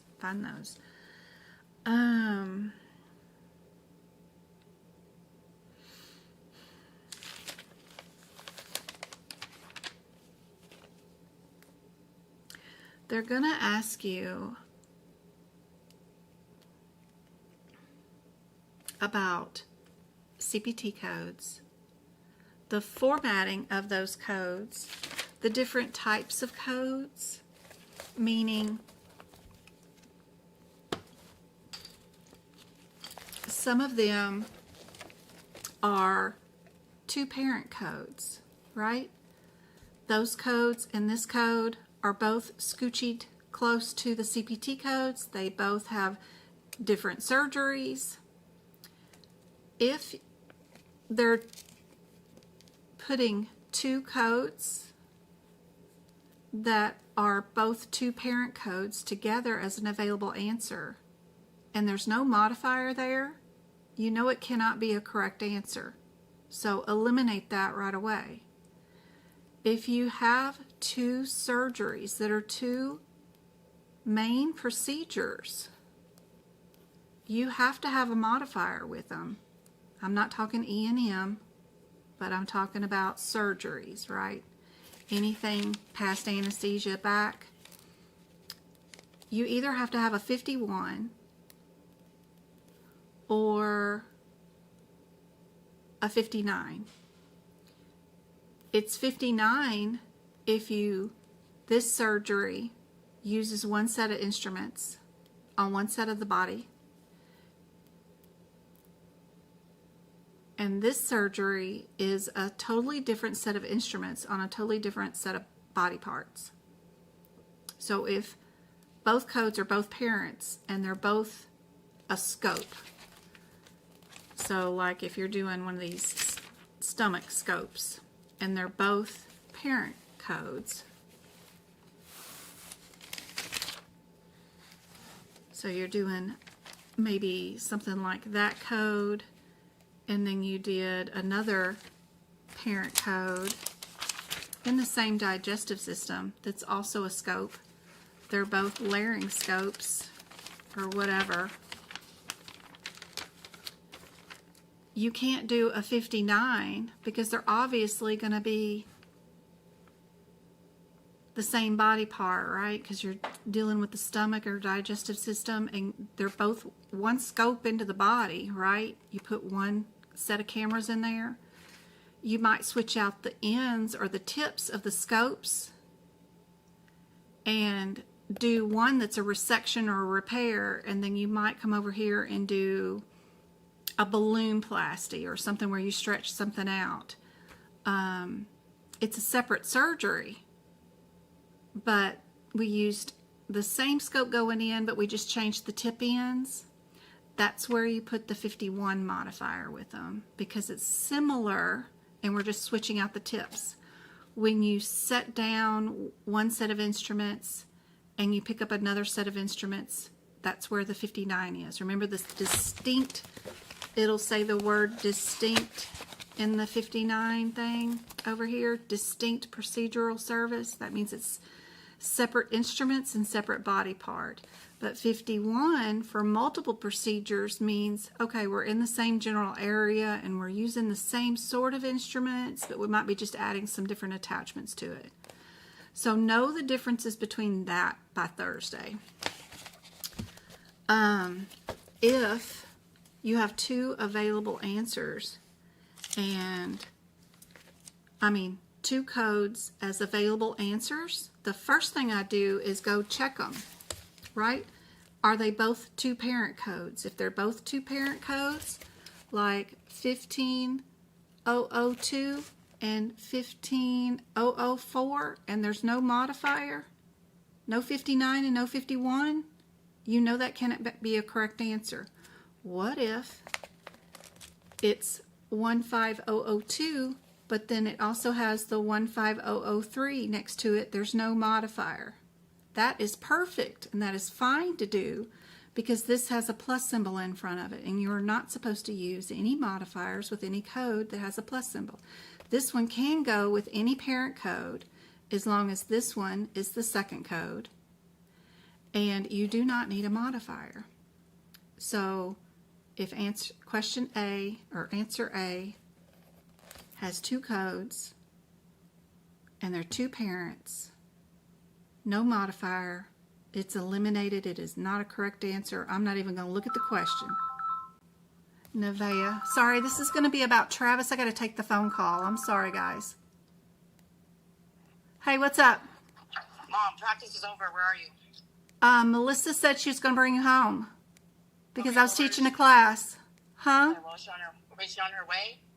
I don't know, baby. She said she's going to be there at 4:30 to pick you up. That's what I was looking for. I was looking. It's 6:32. Travis, watch your language. What's wrong with you? I didn't mean that to you. I meant that to Mel. I don't care how frustrated you are, child. You want to eat some soap when you get home. Where is she?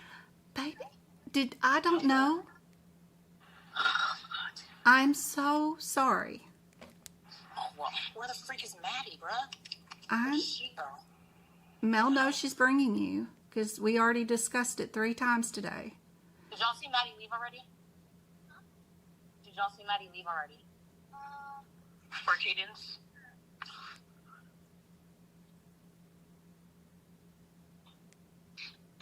All right. Call me back if she's not there and I need to cancel, if I need to get off here and come get you. But, you know, I'm 20 minutes away. Or, no, that's not it. My phone doesn't have any signal. I can't freaking call right now. Yes, you have no Wi-Fi, bruh. Yeah, Android.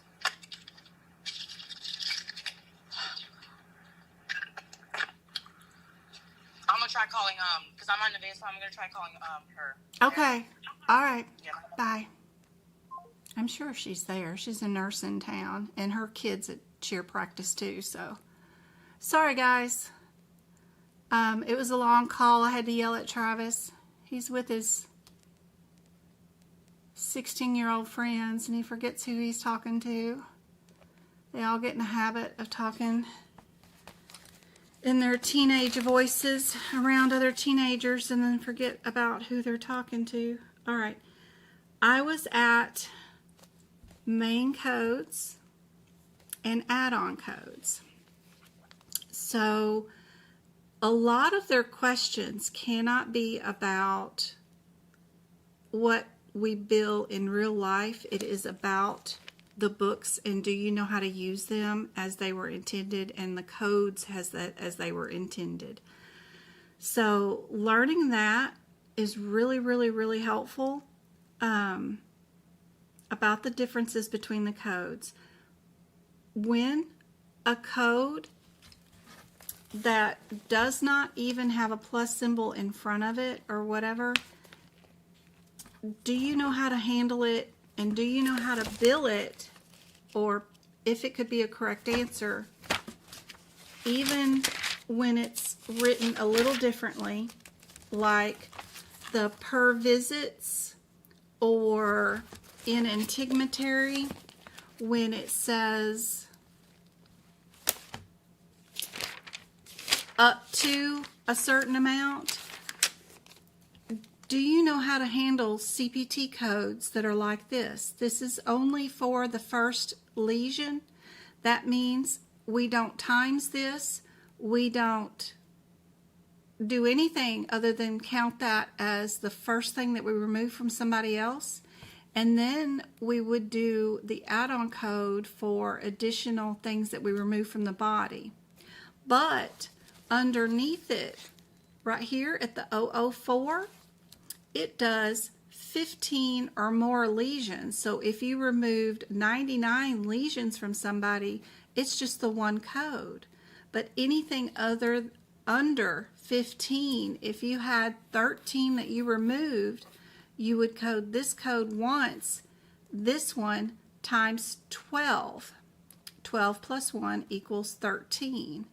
Do you know how to handle codes that are first lesions, then second through 14, versus 15 or more, versus things like how many hours you spent per visit with a patient, like the 99601s? Do you know how to handle something that is just worth 2 hours? Each additional hour will be this code, and you have to do it per visit. Let's say you spent 3 hours per visit for 15 visits per month. What would you bill?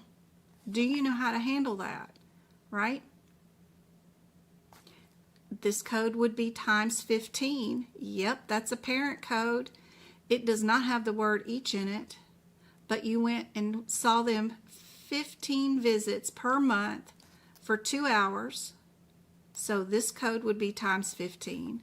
This code, which is the add-on code, would also be times 15 because you spent 3 hours per visit, per day, per 15 days.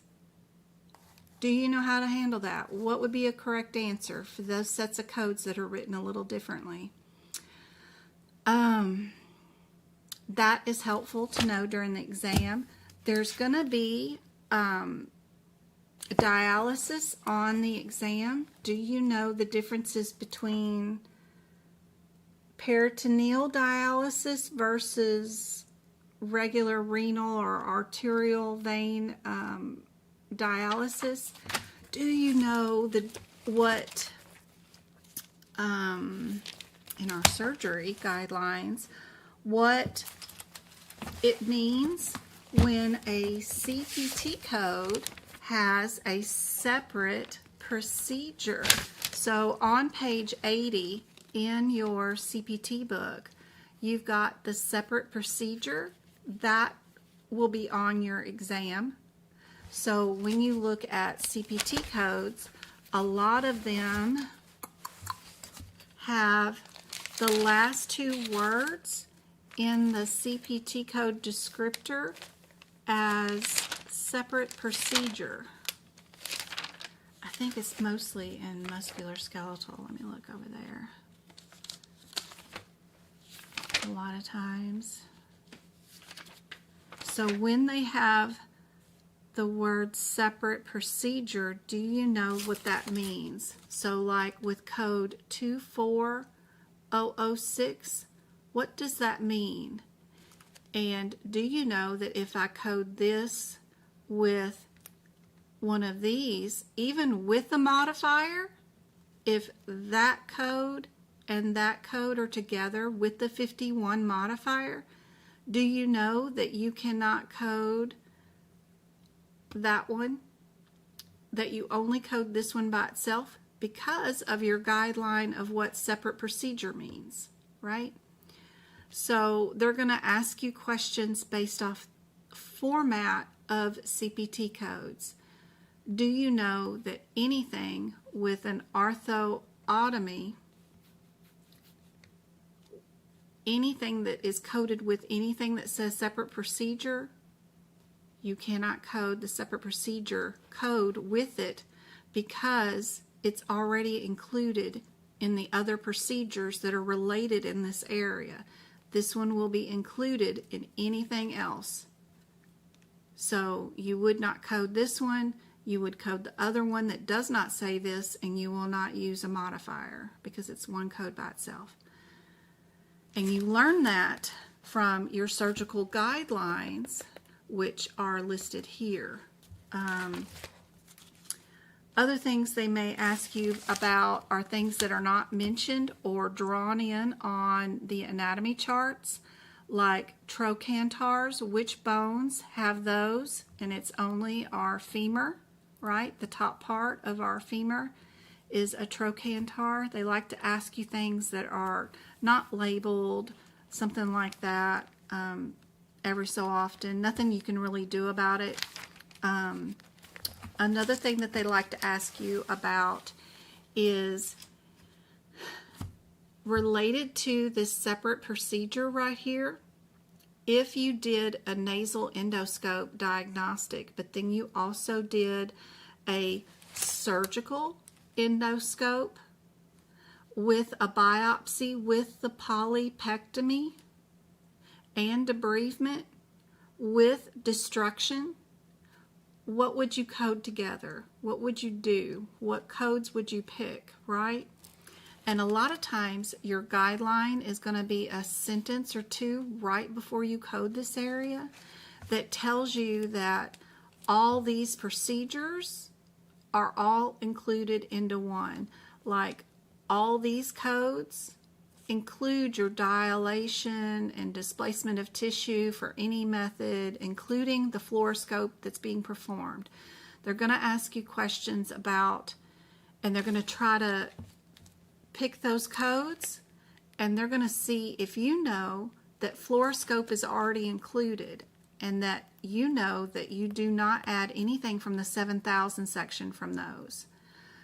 So either a quick look here before the set of codes, or you move that information to the code set before you code it, like I do in my notes for you guys. The other things that they love to pick on during the certification exam, if you're going to take it, is if your procedures are the same procedure. Your answers are A, B, C, and D, and you're under the same surgery for the same patient on the same day, under the same body part, and under the same surgery, and it's just one code each. How do you know your differences between those codes?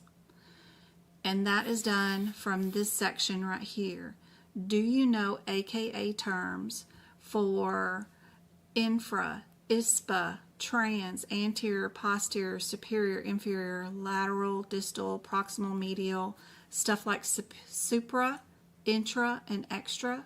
And have you gone through your codes and marked those differences between your like procedures? Like some of them will be trans, but the procedure is still a stent placement, but some of them won't be trans, some of them will be endovascular, some of them will be,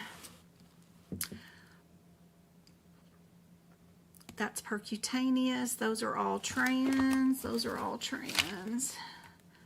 Some of them are intra instead of trans. We're still putting a stent in and we're still in an artery, but instead of being trans in our angioplasty, we are intra in our angioplasty, or we're retrograde in our angioplasty, something that's inside the procedure. We went in a different direction, right? Once we got in there and we were doing something, we went above it. We went below the body part. We went to the side of the body part, knowing when we're antegrade versus retrograde. That's the only differences between those two codes, is retrograde and antegrade. Do you have those marked? That is helpful for the certification exam. This is probably way too much information and probably freaking you out. But just for the most difficult questions on the exam, you're going to have 2 per section. So cardiovascular, you'll get 2 easy questions that are super easy. You'll get a moderate question where they're just going to want to know, do you know the route into the body? Some of these procedures are percutaneous, some of them are open, and some of them are closed procedures. Those are moderately difficult. And then your most difficult questions, you'll have 2 of those for cardiovascular. It'll be something like this that is antegrade or retrograde, and they may not say those 2 words. Do you know the AKA terms for retro or for anti? They may say something close to it, but not that in particular, right?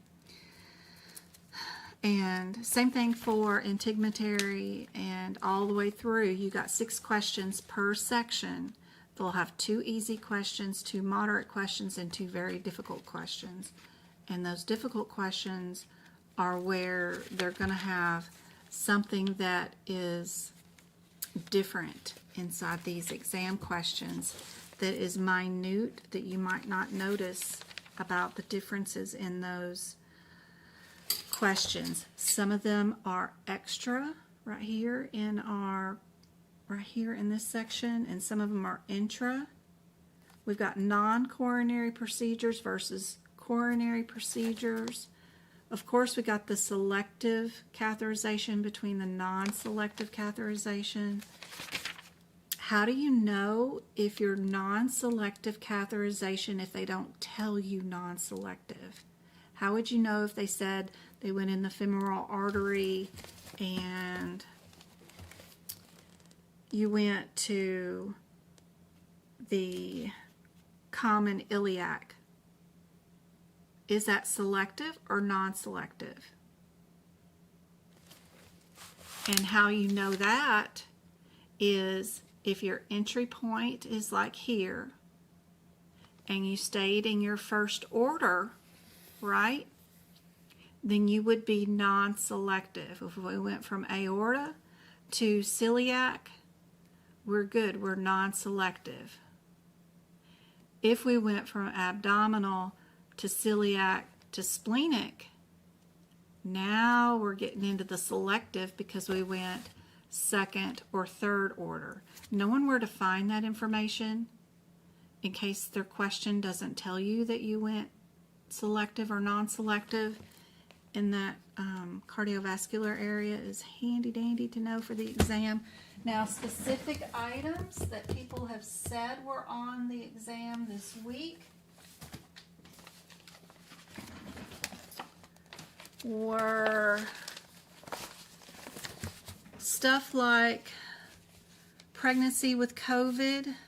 Do you know about the Z33 trick in pregnancy questions? Peritoneal dialysis, lab with freezing stages, 88332. Trigger point injections. They said there was no MAS surgeries on their exam, but I had it on my exam. I don't know, but mine was done in 2019. So, which one is connected? No, which one is not correct about the sinus cavity? I have no idea what the rest of the question is, but which one is not correct about the sinus cavity? Do you know about your P1 through P4 credit patient anesthesia modifiers? And I guarantee it'll be about P3 and P4 because they're both severe systemic diseases. And the one difference about those two, is my brain working right now, is about it being life-threatening, right? If their severe systemic disease is life-threatening, then they're a P4. If they just have severe systemic disease, they're a P3. Do you know that tiny minute thing? Do you know anything about osteosarcoma, NOS versus NES? NOS means you don't have enough information at all. I just have the word diabetes, right? Now, if I have diabetes nephrology in the right pinky toe, well, that's too much information, and I don't have a code for that, so that's in ES, because we've got E as educated. That's how I think about it. We got too much education going on, and doctor needs to back it down a little bit, right? Which one is not true about a separate procedure? Telling you that's going to be on that exam. I already talked about it. The chemo divination of the arms and legs, hypertension with CKD3A, penile implants, category 2 codes, Medicare Part D, either the anatomy part of lumen, which is part of your fingernail, or lunate, which is a procedure, I don't know which, and loop of Helen, which is kidneys. And of course, your meniscus repairs, your 29881 will definitely be on the exam. Those kind of things are usually always on the exam. Used to have IUD removal or an IUD insertion was on there. Be sure to know where page 788 is on the exam. I think it's 788. Let me look. That's to go along with those knowing whether you're selective or non-selective. Is that it? My cat.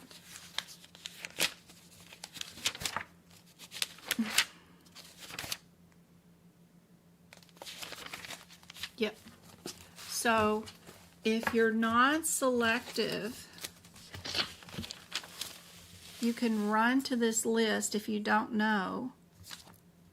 If you're non-selective, you would have stayed in your main coronary arteries. There's a full list of them that are right there on page 788, which is right before the CPT code 92920 if you're in the 2024 book and need to find it. If you are selective and you've moved to where you need to select a catheterization, then you would be in one of these coronary artery branches where you end up. So that's helpful to know where this list is in case. Do you know where your acronyms are in the back of the book? Like these, like ERCP or ESRD. Do you know where those are located? Also, inside your anesthesia book, HIPICS book. Why am I saying anesthesia? I'm still working on those P's. You've got Appendix C in your here, where we got abbreviations too, just in case if you need a more list. There's more there. Do you know where your anesthesia modifiers are located that have to do with place of service? Like if you picked up a patient at a dialysis center and you took them to the ER, that modifier is made up only by this page, and only by this page can you find it. It's not listed anywhere else for any other modifiers. You would have to know where this page is located. The page is right before your anesthesia code, or ambulance code, I'm sorry, A0021.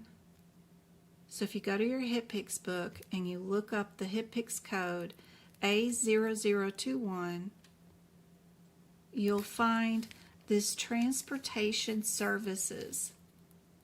you need to know and read the differences between QM and QN right here and know what this paragraph means. But then you need to also be able to make up your own modifier for transporting a patient. And that can only be found right here. You've got single letter locations. So if we were at dialysis center and then we took a patient to a helicopter pad to get them helicoptered to another hospital, we would start out with, would we be at skilled nursing or probably therapeutic site? We'd probably be at D, and then if we went to a helicopter pad, our modifier would be DI for that. I think on the certification exam they use an SH where it would be scene of an accident, going to a hospital. But knowing where that is super helpful. There's, of course, a G code on here about a Medicare patient getting a colonoscopy or something. That's always on here. The only one that I would be worried about is there's a question that sometimes they ask, are you doing a screening colonoscopy or are you doing a diagnostic one, like, or the high risk one? That's right, the high risk one. Is your screening colonoscopy for high risk patient or is it just a normal screening? And the only difference between those is if the patient has a personal history of their own polyps being removed before, then they're at high risk. It don't matter if their mama's cousins or their daddies or their brothers and sisters had colon cancer, they are not at high risk. The only thing that makes a patient high risk is if they've ever had a personal history of having polyps removed. Medicare has some vaccines, which are the influenza, the pneumonia, and the hepatitis B that are in the HipPix book. Those are helpful to know where those are located at.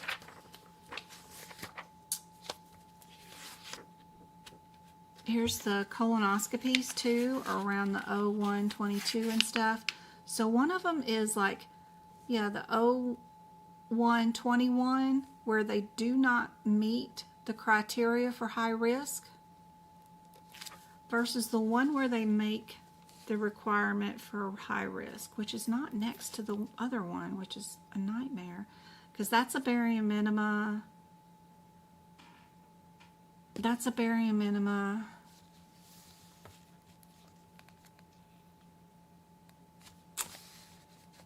That's a barium minima also. There it is over there. The G0105 versus the G0121. Those two suckers right there. One of them is high risk and one of them is not high risk. So if their cousin's uncle has colon cancer, we don't care who it is. They do not meet the criteria for 05. The only way they get 05 is if the patient has personal history of polyps being removed. Otherwise, they're over here at 21. And the rest of some of these are just barium minimas, so be careful. Or some of them are sigmoids. They're not colonoscopies. So be careful. Look for the last verbiage in some of these, because that's a sigmoid too. It's the 04. Anyway. No one gets a consultation. So all your E&M questions that you have on the certification exam on Thursday, don't pick consultation as the correct answer. Everybody is a new patient or an admit hospital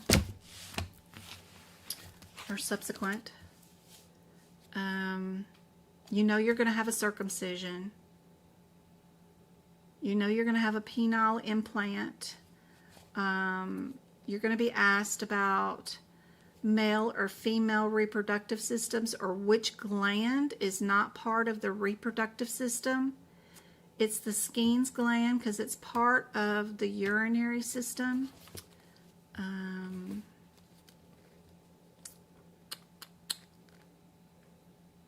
do you know how to do the nervous system codes, right? Some of these, we have some right here. So you have this chart on page 497. If you did an injection, whether it was unilateral or bilateral, use the chart to figure out what the answer is. You can see how you times 2 the 94 code, the 95 code, the 91 code, or the 92 code, but you do not times the 93 code or the 90 code. They get a modifier with modifier 50. It's really hard to pick out a correct answer and follow along with which one you code with a modifier and which one you code by timesing in this area. When you're dealing with spinal injections and stuff, use this chart. If one of your answers is not located right here, then it cannot be a correct answer. These are the only correct answers because they're in the correct format. Because your guidelines are all in all this mess up here that you don't have time to read. And that holds true for another area in cardiovascular.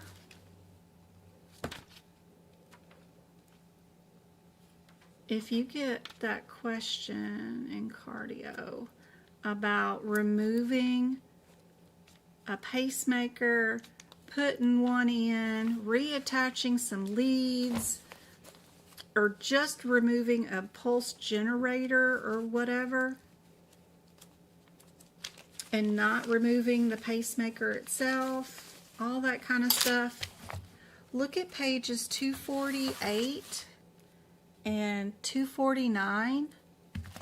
The correct answers for any coding scenario that will be asked on the certification exam are right here on these pages, right here. This is the correct format. What codes can go with what code, right? If you cannot find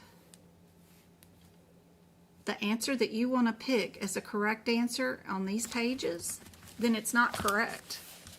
Because these are the only ways that you can correctly bill these procedures, whether you're removing, replacing pulse generators, if you're moving some wires around also.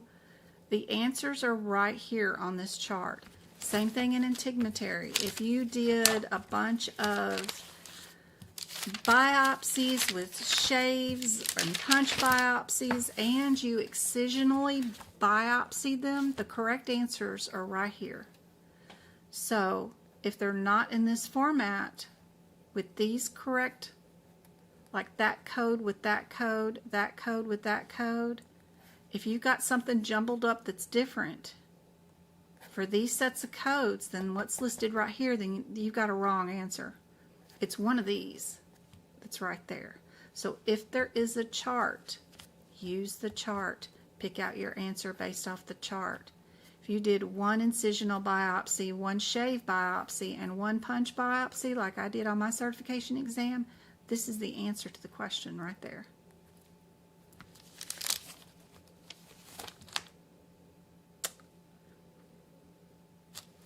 Be sure to know about your qualifying circumstances codes, the 99100, the 99140.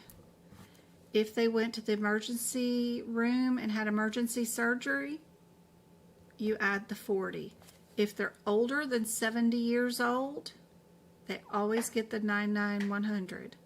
If they're less than 1 year old, check the CPT code. If an age is listed in the CPT code that's correct for the patient that you have in the example, do not add that code. If you have somebody that's 10 months old and you're doing a surgery and age is not listed in your anesthesia code, then it's okay, you need to add that number to it. But if you look at like 00362, it has a patient younger than 1 year of age listed in the CPT code descriptor, then you know that one does not get the 99100. They're looking to see if you know where that parenthetical is. There are some CPT codes where even the parentheticals and the CPT code descriptors tell you to pick one answer, but a different parenthetical with a different code tells you to pick a different answer. And do you know what to do in that situation? So one very difficult question that is very random, that is on the exam, is sometimes if you get a really bad exam, is when you do a mastectomy or you remove some old breast implants and then you put in new breast implants on the same day. So if I go to our codes, it'll be 2 codes. You'll have a modifier. And if you are going in and you are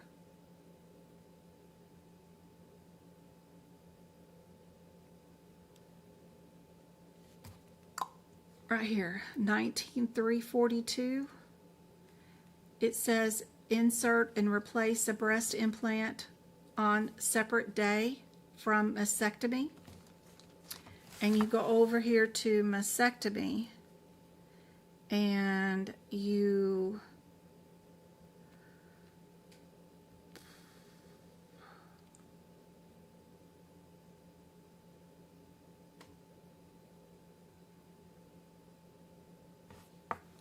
do also the 19330. It says the removal of a ruptured breast implant, including implant, saline or silicone gel. If you look through those do nots, underneath the 19330, there's a parenthetical, the last one down here, that says for placement of new breast implants during the same operating surgery, use code 19342. Now, what did I just read at 19342? 19342 says for a separate day. There's a code up here that's the 40 that says insert breast implants on the same day of a mastectomy. So you're going to think that you need to code 40. And even if you look at 42 where it says separate day, there's nothing underneath here that says to use it if you did a mastectomy on the same day. But where its parenthetical is under an unrelated code, which is over here at the 19330 code. So you actually use this code for 42, even though it says it's on a separate day, but you didn't do it on a separate day, you did them on the same day, you do actually use that code. And not a lot of new coders would know that. Most people are going to pick the 40 as the correct answer. That will get you a correct answer for the CPC exam. I've gone over all of this in all these scenarios and even more in my 7-hour workshop. If you guys have not watched that sucker, I did it like 2-3 weeks ago, and it's $40 if you guys want to watch it. It is full of chapter by chapter. What do I need to know for my CPC exam? Stuff like this is covered on it, and it is step by step for every chapter, and will help out a whole bunch, and it's worth watching for sure. And it's in my shop at Medical Coding by Jen. And if once you get your CPC certification, if you have purchased it and you want to take the exam for that workshop, email me. I'll give you the exam for it, and you send it back to me, and as long as you make an 80% or above, it's worth 6 CEUs for your certification. So if you need 6 CEUs at any point in your medical coding career, my workshops are now worth CEUs. So that is super helpful. Trying to think of anything else. You know, if you're doing drug screenings, will definitely be on this exam. The 803, 05, 06, and 07. We do not times these codes. So if you see them on your certification exam and answers C and D are timesing these because you did repeat drug screens, like they came in, they were positive, you repeated the test again to verify that it was truly positive, you do not times these. So you know C and D go away. What if you do multiple tests on a patient on the same day that isn't a drug screen, but it's like a cardiac enzymes? What if you do blood gases, right? 2 blood gases and 2 blood sugars on a patient. How do you code those, right? I think I'm close. Somewhere around in here where there's going to be some glucoses and blood gases. Somewhere around in this area, right? You would write the code down physically twice, not times 2. Nope. You would write like 82383 once. You write it down again, and then on the second time you wrote it down, you would add the 51 modifier. That's how you do multiple tests in the lab and path area. You don't simply just times 2 it. So knowing that for the CPC exam is super helpful. And if you do a blood gas at 1, and you do a blood gas or a blood sugar at 2, and you do another repeat blood gas at 4, and a blood sugar at 5, right? So you've done 2 tests twice in a 24-hour period. The format is still the same. It doesn't matter what time you did anything. It would be this code written out physically twice. The second time you wrote it, attach that 91 modifier, and then you move on to the second test that you did twice. It doesn't matter about the time. Just write the second code down twice and attach that 91 modifier. A lot of times they're just testing you. Do you know the differences between these codes and how you would report them? If there is a chart in the area of the codes, it's super helpful to use those charts for the example. And if there is a coding tip, like for we did our critical care. You remember, you guys? We were doing critical care coding, and there was a coding tip on the next page after the code set. They get a lot of their CPC exam questions just from the coding tip. They're telling you something here about a code set, and that's what they're going to test you on. You can find coding tips throughout the book, not just in E&M. It'll be anywhere in here, and that's what they're going to test you on for a CPC exam question. The colonoscopy chart, wherever that is in here in the digestive system, is most definitely on the exam as a question. So anytime they have any decision trees in the CPT book, this will be a place where they're going to have a question about this on the exam. Do you know the differences between diagnostic procedures and therapeutic procedures, right? We're here just to look-see for an annual screening. We are here because we found something previously and we need to fix it. So first figure out that and then follow it down and see what your answer is. Anything with a chart on it or decision trees is always on the exam. Know where to find your definitions. The CPT book defines all the procedures, like your pacemakers and defibrillators are in the definitions for those are in your medicine section. Look at all the definitions between the differences between a proctoid sigmoid scope, a colonoscope, or colonoscope through the stoma. There's different definitions for those. And sometimes you have very small definitions, like this scope has this small, tiny, one sentence definition, but it's what they like to test you on. Do you know that a surgical laparoscope always includes the diagnostic laparoscope, which also includes the perinecoscope? So there's 3 scopes. If they separately said they did a surgical scope, then they did a diagnostic scope, and then they did this periscope, would you know that that's all included in one code versus 3 codes or 2 codes? They're going to try to trick you to see if you know what the little definitions mean right before a coding set, which happens all throughout the book.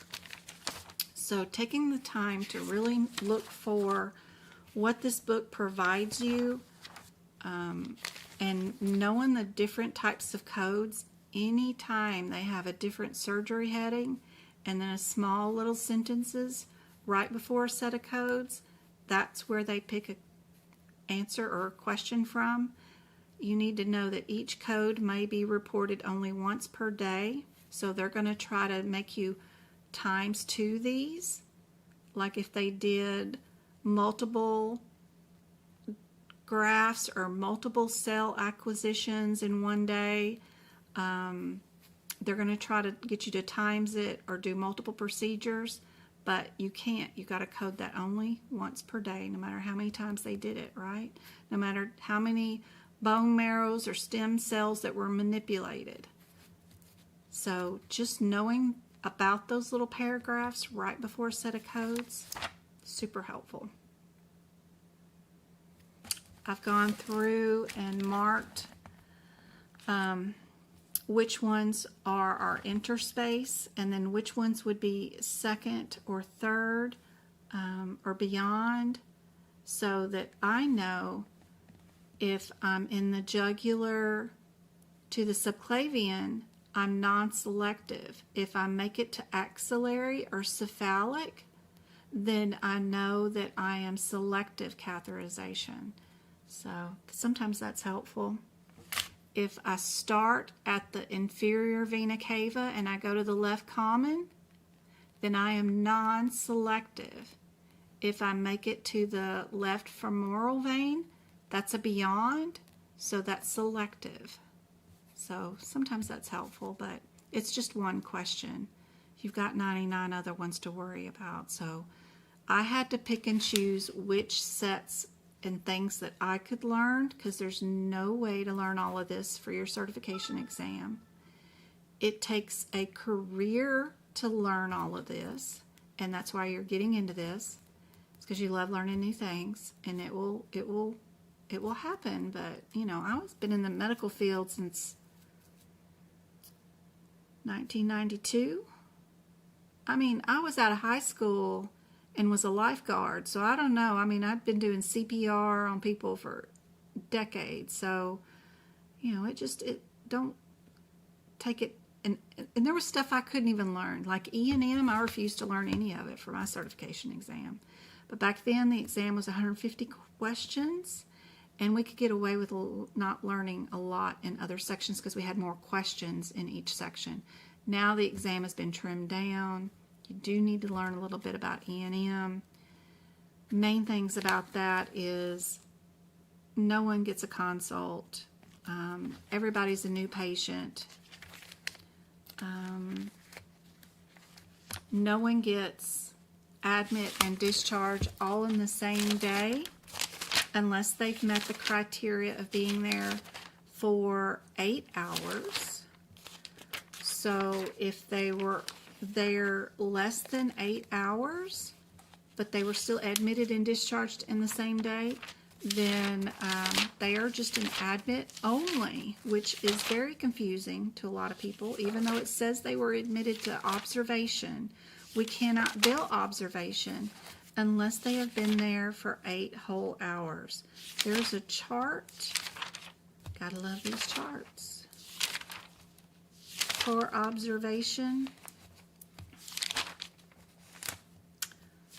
if you have the 2025 book, this chart is not in a 2024 book, but if you are in the 2025 book, we're on page 23, and the only way you bill observation is this one criteria. All 3 other criterias that are listed here, you only bill admit only. This is the only scenario that you bill those admit and discharge codes that are combo codes all in one on one day. They have to be on the same calendar day. They have to have observation for more than 8 hours. Anything less, they're only getting admit only, even if they were discharged in 4 hours, but they were placed in observation. We're not going to bill observation. We're only billing admit only. We're not billing the discharge. Don't ask me why. I don't know. I didn't write this book. But we're going to bill only admits for anything less than 8 hours, even if they were discharged. If we got admitted to observation at 11 p.m. at night and then discharged 8 hours later at 7 a.m. the next day, we still only bill admit only because we have different calendar dates, right? Even if it's greater than 8 hours, we're still going to do admit. So it's crazy. Use these charts if they're in your CPT book, and that will help you out for your exam on Thursday. I hope Travis got picked up. Good Lord.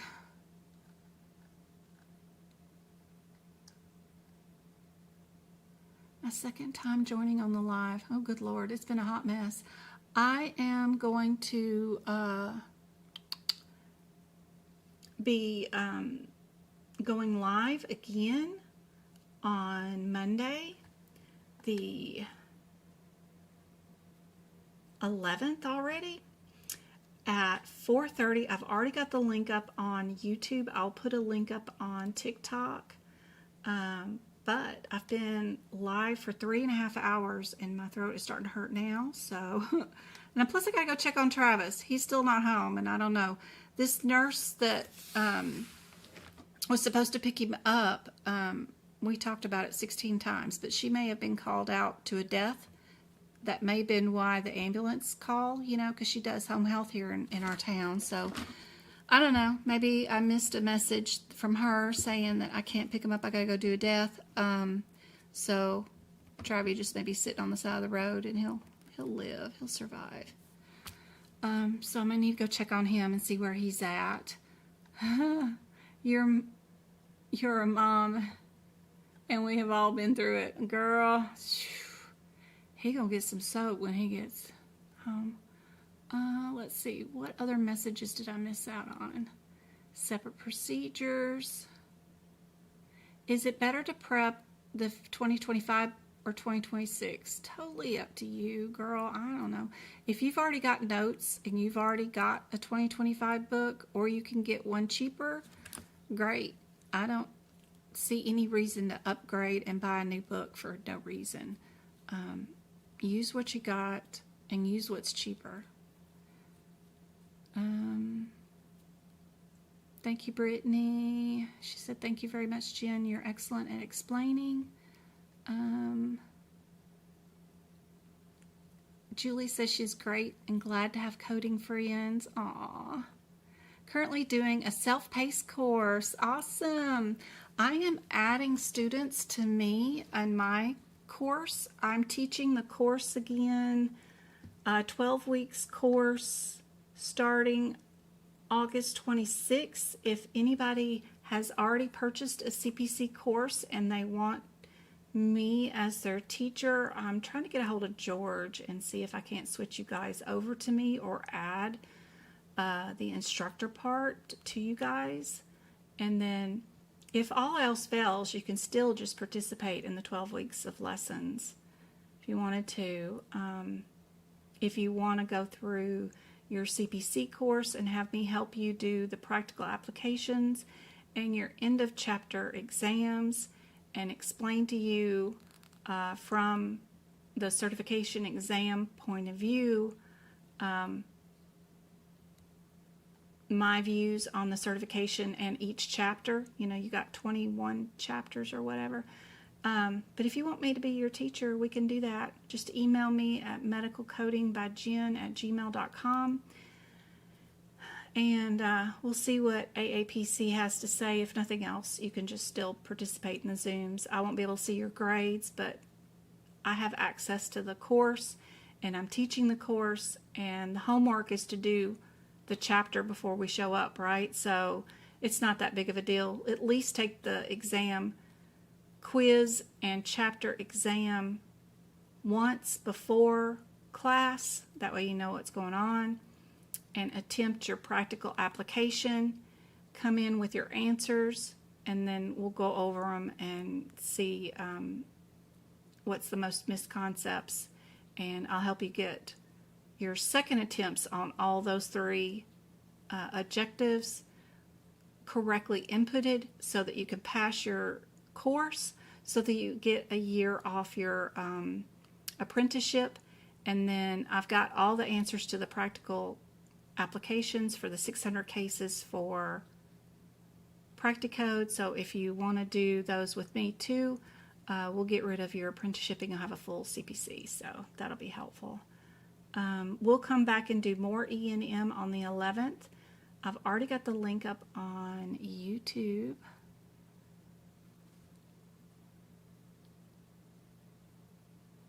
I'm so nervous at taking the exam. Girl next door, go to Medical Coding by Jen. Everything Jen uses in her website. Aw, that's awesome. Can you still use the 2024 book for the 2026 exam? Nope. You can use the 2024 book until December 31st, 2025. As of January 1st, you need to upgrade to a new book. Now, the last time I took a CPMA, it was in person in Vegas, and I noticed somebody else was there taking some sort of certification. It was something different than CPC. But this was back when they were doing in person at testing centers with an AAPC people there, right? You had proctors, live in person proctors, and they went through your books personally, right? This girl had a book that was 4 years old. It was like a 2021, and they let her take that exam. Whatever she was taking, I don't know what it was, but I know it was way outdated. They're supposed to make sure that it's the correct year, but the way you shake them out, and now that you've got no live proctors, it's all video, who's going to notice? I don't know. Who's going to really notice the difference? Where are we at? Where's my 2024? Lord, I still got one that, sometimes I buy these and they don't, is somebody really going to notice the difference? Because how would you know, really? What you do during that video thing is you're supposed to hold this like this and shake it out, and then you turn your book this way, and then you flip through it on the camera from the back to the front. What they're looking for is you inserting any additional pages into your book. If you've inserted these tabs that not only insert tabs, but they're attached to a white piece of paper that you slide in and you insert into here, and it gives you a full white piece of paper to insert with these tabs. That's what they're looking for, and those are a no-no. I mean, look at all the whiteout I have in my books, and they don't say crap to me. Could you get away with it? Yeah, I think so. Could you get stopped by somebody if you had me auditing you, you know? But I don't think anybody's going to notice 100%. But, you know, I don't want to be responsible for you missing out on taking your exam and they take away $499 from you. But do I really think somebody from another country and somebody that's observing you is going to notice that this might be the wrong year? I don't think anybody was going to notice because they got 3 books for you to get through. Plus they're looking at your room and all this other stuff. But, you know, take the cover off of this one and put it onto this one. No one's going to notice. No one's going to notice. Go get you a cover. I got plenty of them around here. I didn't even open this one. That one's still sealed in plastic. Oh my God. And I still haven't even used this one yet. That's a whole new one that hasn't even been messed with yet. I'll use this one to turn it into a 2026 one next year. So I always buy one extra so that I'll have one that doesn't have my notes in it that I can just turn it into a 2026 book when that year comes out, so that it is easier. But yeah, I still got this one sealed. I don't know why. I don't know what I'm going to do with all these stupid books. I got them everywhere. They're all over my room. Oh, is that Travis?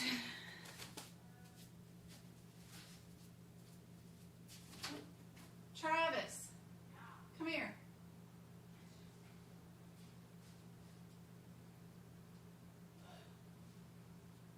Where was Mel? I know, but where was she? Was she out in the parking lot?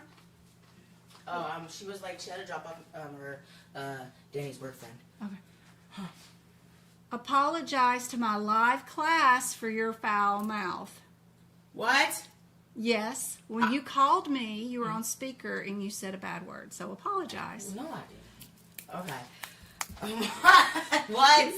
You know how to apologize. Say I'm sorry. This is embarrassing. I know, but no, you want me to put you on video? And No, okay. no. This is not as bad. I'm sorry, people, for the people in my mom's life for cussing while I was on the phone. I was just very irritated because I just got done with freaking 7 hours of freaking show cheer competition practice. That was 12 hours, baby. 12? 12 I'm hours. supposed to be out by 4. Yeah, no, Wow. that was 12 hours. Yeah, that was a long time. There's no excuse for language coming out of your mouth. Where's James? You're going to have long days and you're going to have frustration. You're right. That's a lifelong sentence. There's no excuse for language like that. Sorry. Yes, you Where's should James? be. James is over at Clifford's house. Are you drug testing when he gets back? Yes. Vinny is over there too, but Vinny is moving to Oregon, yeah, I know. Oregon, so it's to say goodbye. Whatever. Yes. Okay. So James has a friend who dropped out of high school a couple of years ago, but they are very good friends. Can we go to Target shopping tomorrow for my school? Or we can go tonight if you want to. Target's not going to be open? Yes, it is. Yes, it is. Oh, is it really? Yeah. Can we go tonight? Yes, let me Oh, get wait, off wait, my wait. live, baby. Well, can I take a quick shower real quick? Okay. Thank you. That child. Go-Kart said, thank you, Travis. No worries. I don't see a shop area. Okay. Let me bring that up for you guys. Let me show you. What are you trying to get inside my shop? Let me turn off that. And what are you looking for? What item?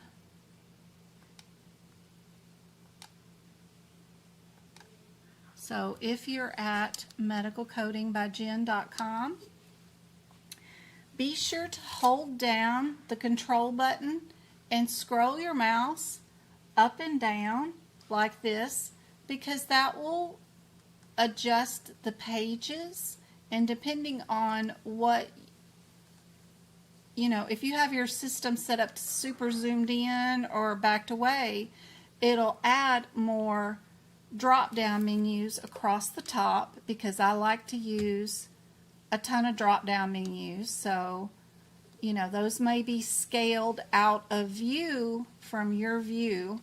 But the last one over here just says Jen's Notes and Courses. So my notes are right there. You can click on that. And every page has a search feature. So you can just tap into that search feature, and like if you're looking for cardio, just type in the word cardio and hit enter, and it'll bring up every page. Oh, I've spelt cardio wrong. That's pretty important. C-A-R-D-I-O. There we go. It'll bring up everything that I have, like cardiovascular notes that include the Appendix L notes, right? If you're looking for anything in particular, let's see, the workshop, that's probably what you were looking for, right? So if you don't want to search and you just want to look, the first set of codes right there, notes, are CPT. The second set, when you scroll, are ICD-10 notes. The third set is all the workshops. So the 7-hour one that includes all those excellent tips, page by page, each chapter of the CPT book, ICD-10 and HitPix.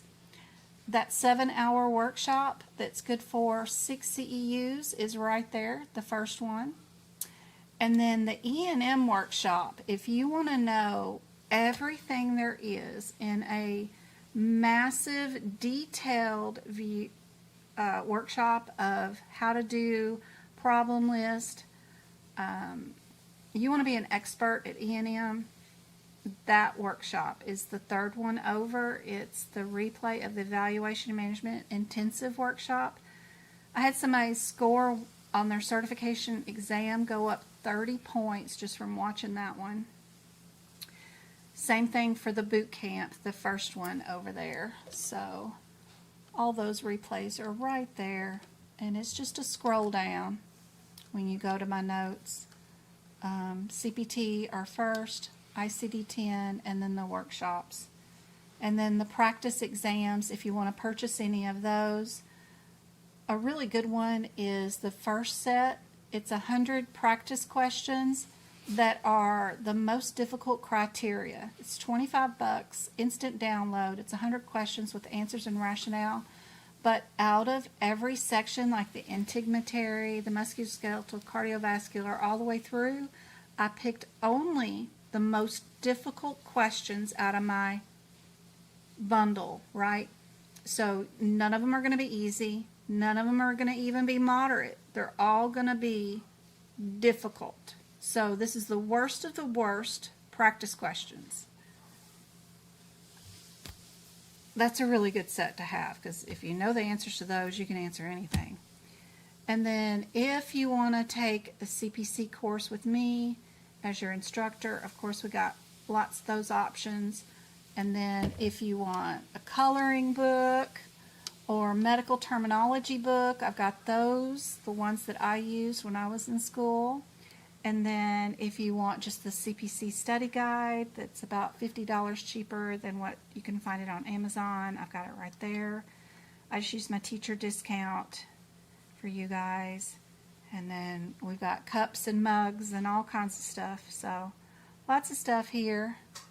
But you can search for anything. If you do purchase anything from my website, and you can be on any tab of my website, it doesn't matter where you're at on my website. If you ever purchased anything, you will always have this bubble feature right here at the top, where instead of my picture and my fuzzy hair right there, it says welcome home to your medical coding family site. and it'll say your name right there. That tab is on every single page, whether you're in the shop, whether you're here on the main page, whether you're at the free practice question area. It doesn't matter. You see that tab doesn't go anywhere. If you click that drop down menu, that's where you can check on any of your orders.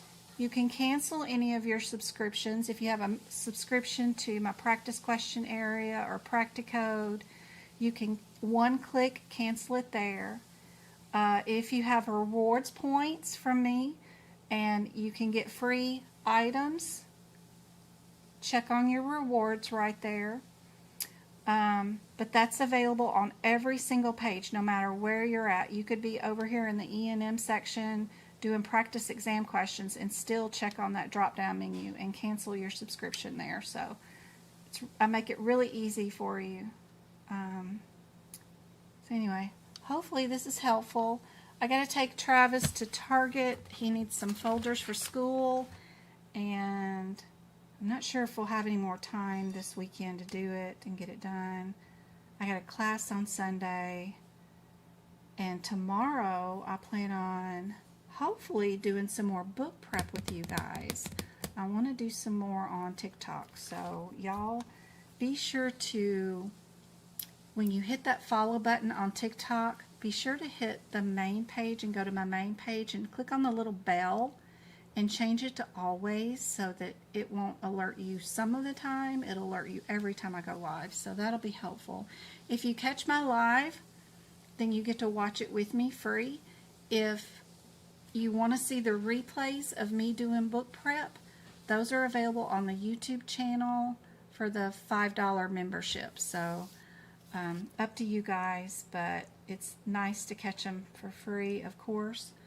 I updated the risk adjustment practice questions this week, added some new ones to it.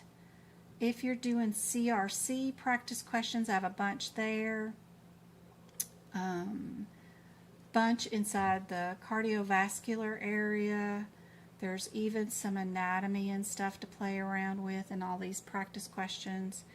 We've got peripheral guides. Anatomy stuff that you guys can move around and put and see if you got it right or if it's wrong. Pretty cool little areas that you guys, there's the patient's chart. You can fill in the correct word, where it goes in the patient chart. That's always fun to play with.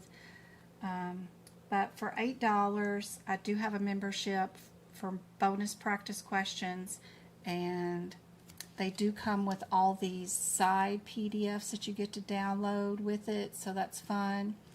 If you join the email club membership, you get access to all of the practice question areas. Somebody asked me that the other day, so I opened it up and gave them the risk adjustment and the duck and goose plans too.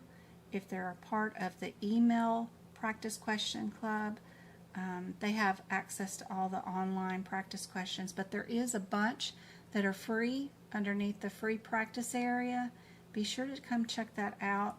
You got free PDFs you can instantly download. Just click on that PDF page. You could do these practice exam questions. Just click on what you think the answer is, and it'll instantly tell you what the rationale is. But you do have to click on it to get the rationale to pop up. But there's a bunch of practice questions here too. There's a trivia quiz. There's more flashcards. There's a cardiovascular PDF PowerPoint presentation that you can download right there in PDF format or in PowerPoint. And if you do it in PowerPoint, it'll automatically fill in the blanks. You can see how it does the route of the body. It'll do that for you, tell you what the answers are, so it's kind of cool. And we got more PDFs here that you can download for all these acronyms too. But be sure to check it out. A lot of great stuff there. I hope this is helpful. Thanks, Go-Kart, for helping everybody out. What pens and highlighters do I use? So over here on my website, if you go here to the home page, I have right here, without you even going into my website or anything, see the pink pill swinging back and forth right there? That says Jen's Amazon list. You can click on that and it'll take you to everything that I got right here on my desk. Everything.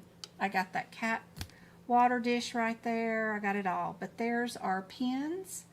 $6 sent to you with no shipping, right, from Amazon.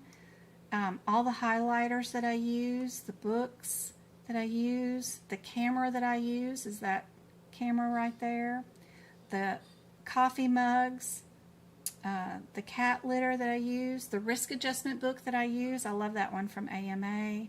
I do have the Bucks books. There's our stoppers for our knitting needles. Those are $3.28. That little bundle that I was showing off to you guys earlier today. I even have, if you type a whole bunch, those red light therapy wrist things are awesome. Those things are really good. The ashwagandha bubble gum is great for taking your exam with. And yes, I do have legitimately the thingies for the face. All that stuff is all right here within arm's reach, legitimately on my desk. So, you know, all of it, every bit of it. I use everything that's on there. So if it made it to my Amazon list, it's literally right here on my desk. I could show you guys really quick. So I love that Metacube thing. That thing works great at messing with your face and making you less wrinkly. My keyboard and my quiet mouse, you guys don't hear me clicking away on my mouse or clicking keys, but yet I'm always typing, and I use these too. They're very quiet.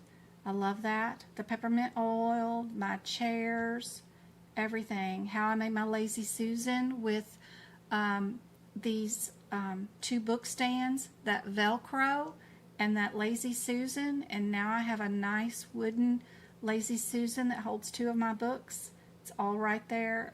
And these erasable highlighters are awesome, because sometimes I highlight the wrong color for the wrong color code, because you know I got all these color codes, but sometimes I do them in the wrong color.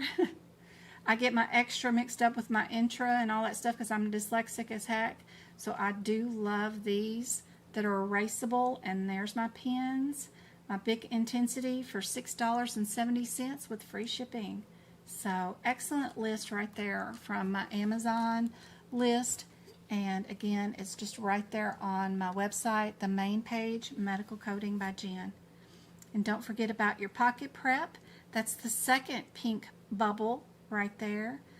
And it will take you to pocket prep if you click on medical. And your top link is aapc CPC. It will give you access to 750 practice exam questions, all in multiple choice. They do come with all 18 areas of the certification exam.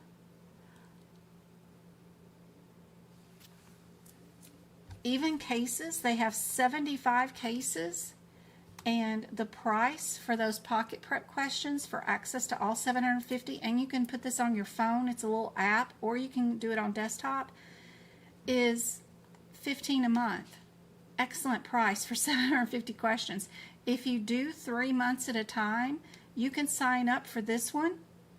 It's $40, and then cancel your subscription that day that you sign up. It still gives you 3 months access. And that comes with a pass guarantee. If you don't pass, they will give you another 3 months for free. I have it for a whole year, so that I only pay $8 a month. But I use these questions. You can try 30 questions for free right there. But if you do use our link and you do purchase anything from them, they do send me $5. So even if you just did the $15.99 one, a third of that comes to me, $5 of it. So it's great. You can cancel the same day you sign up. That way they don't auto bill you, but You still get access to all of them. 750 practice questions, and they are just like AAPC's real questions.